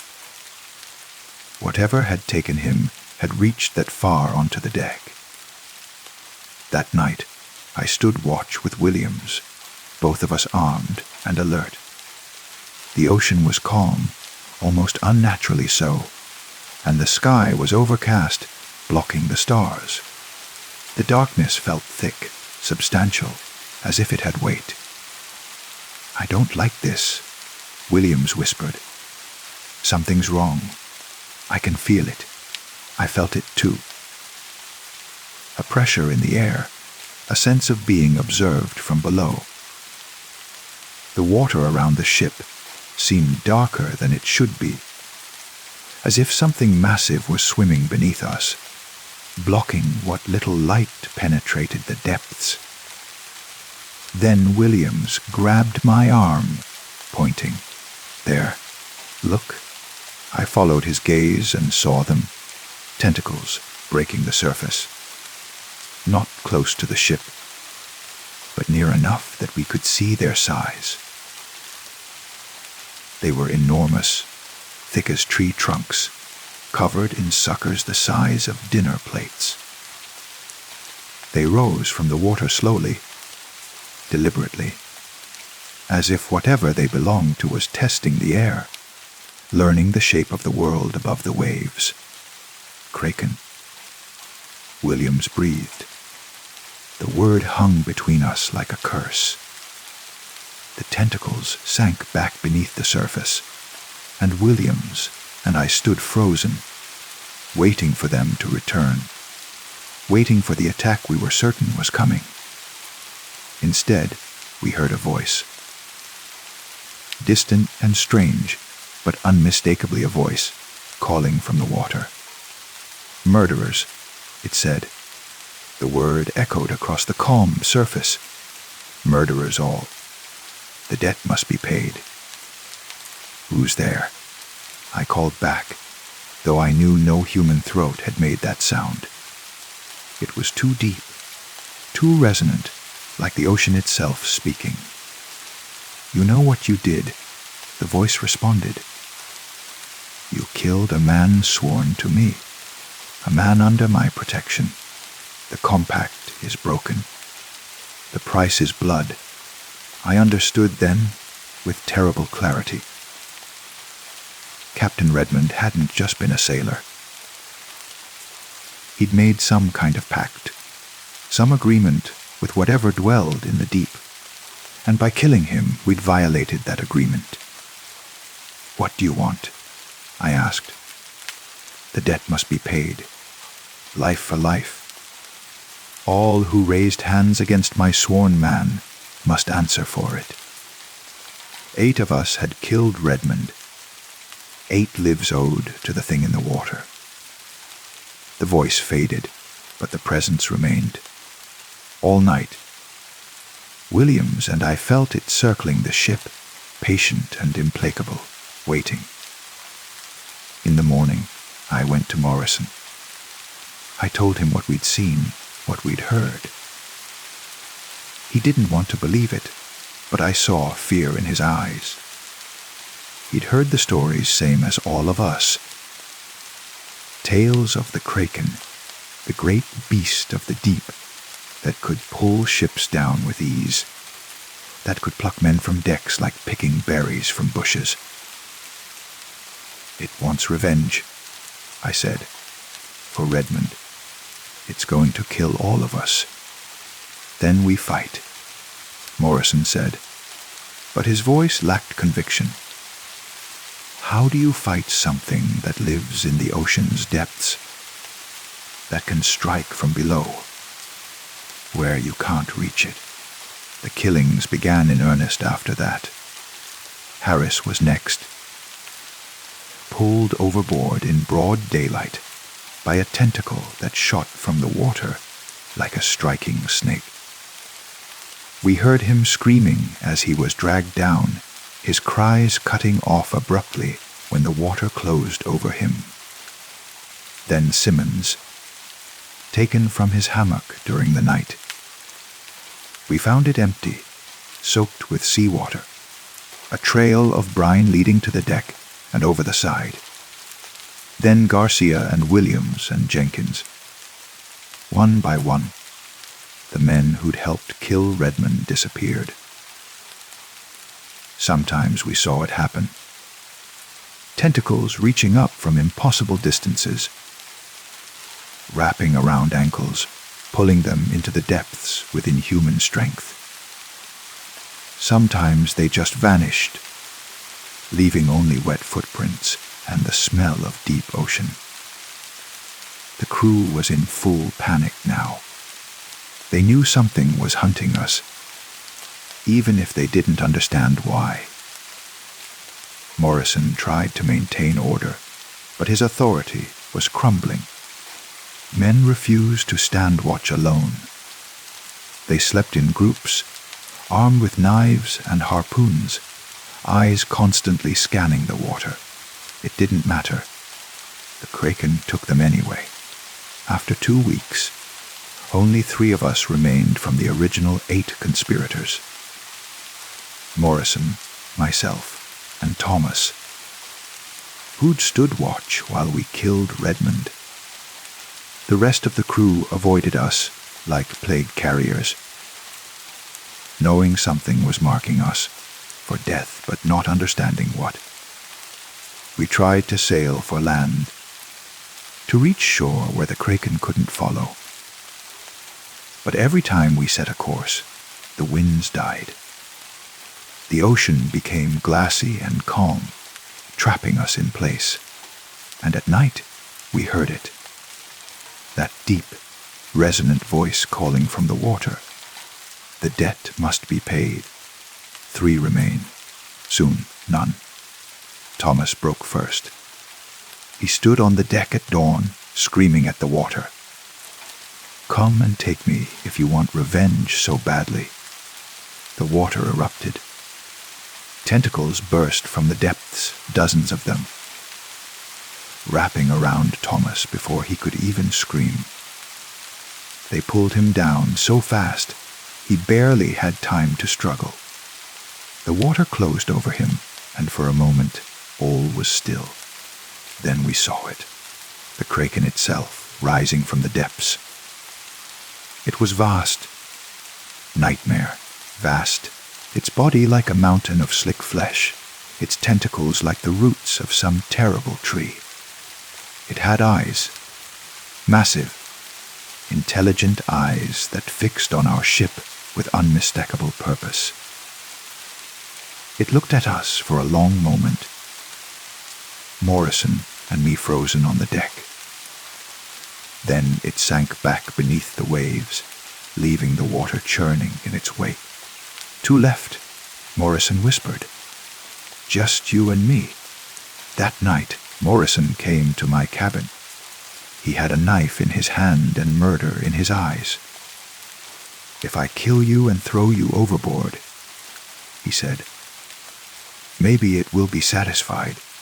Maybe it will let me live. It won't work," I told him. "It wants all of us. Killing me won't save you. I have to try." He lunged at me, but I was ready. We fought there in the cramped cabin, struggling for control of the knife. I was stronger, younger, more desperate. The knife turned in Morrison's hands and plunged into his chest. He looked at me with surprise and disappointment. "You've doomed yourself," he gasped. "Now you're the last one. It will save you for last. Make you watch. Make you wait." He died there on the cabin floor, and I dragged his body to the deck. I should have felt guilty, or afraid, or something. Instead, I felt nothing. I was beyond fear now, beyond guilt. I was simply waiting for the inevitable.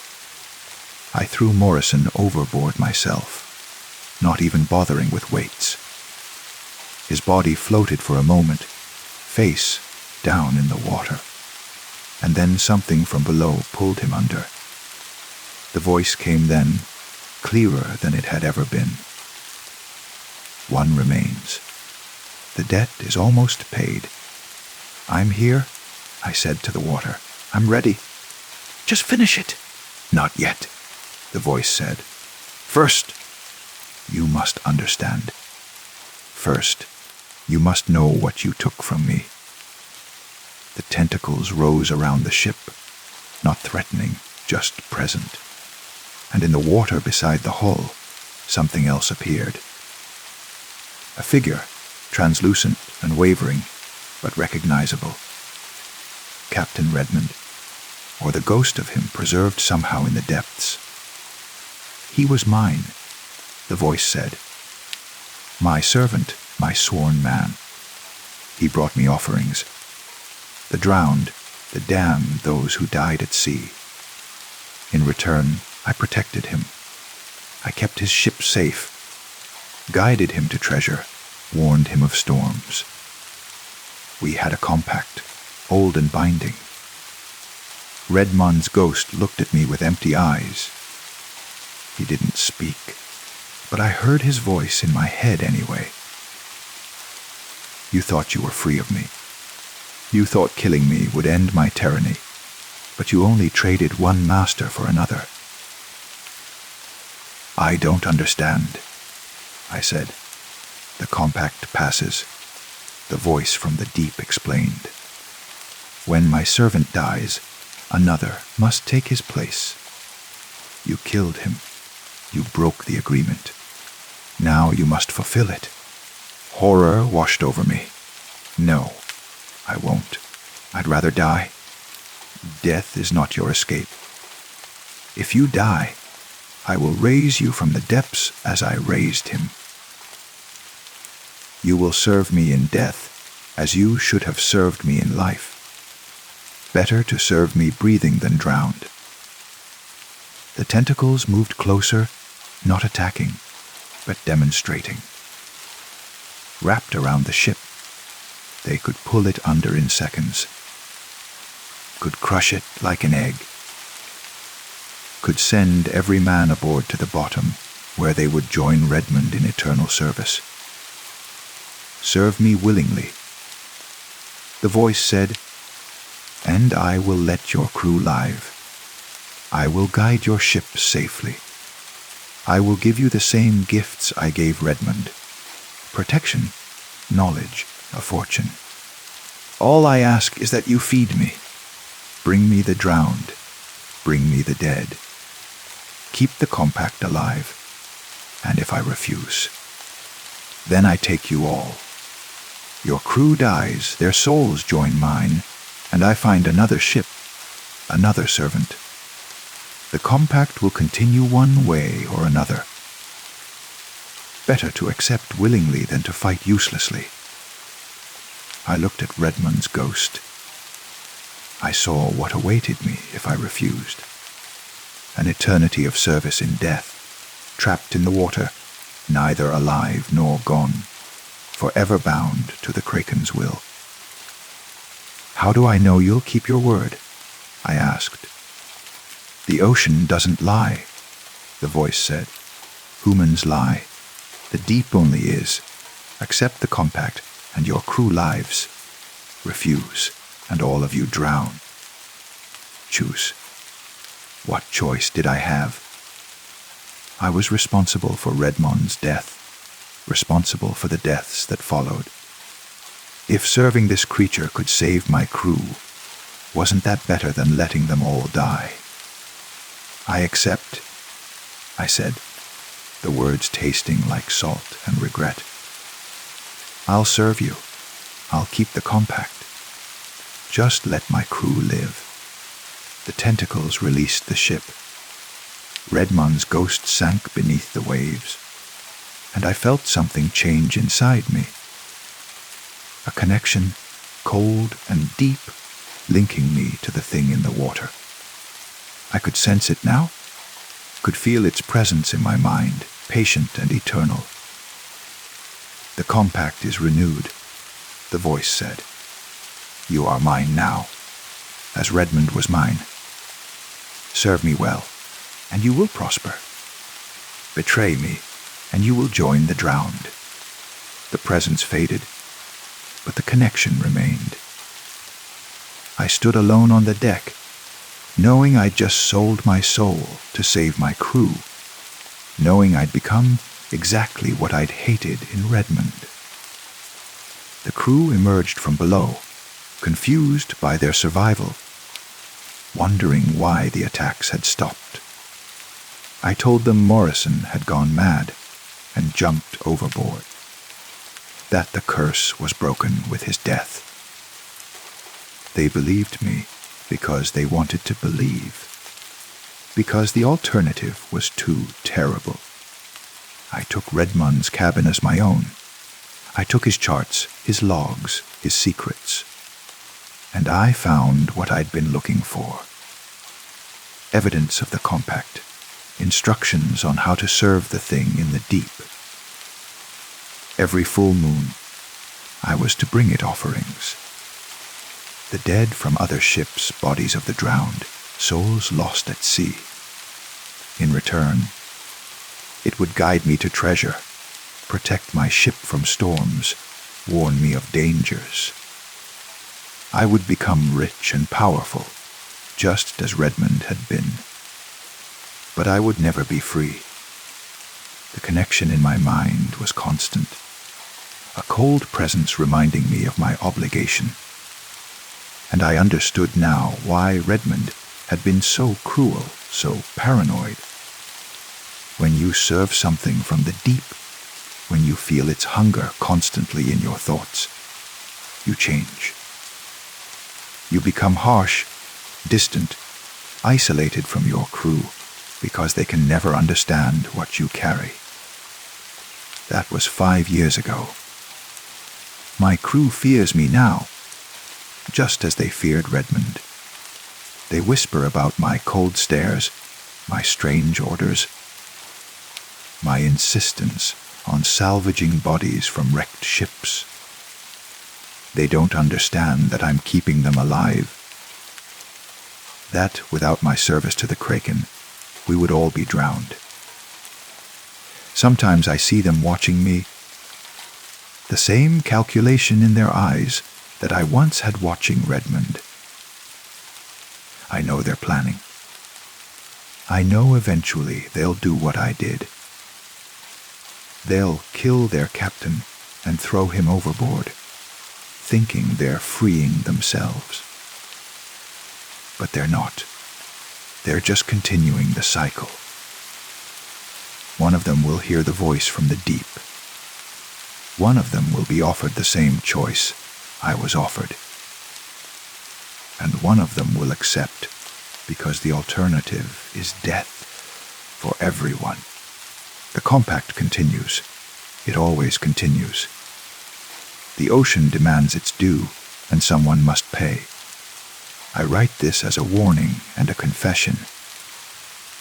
If you find this log, if you're sailing these waters, if you hear tales of a ship that never sinks, that finds treasure in impossible places, that its captain serves something dark and deep, know that it's true.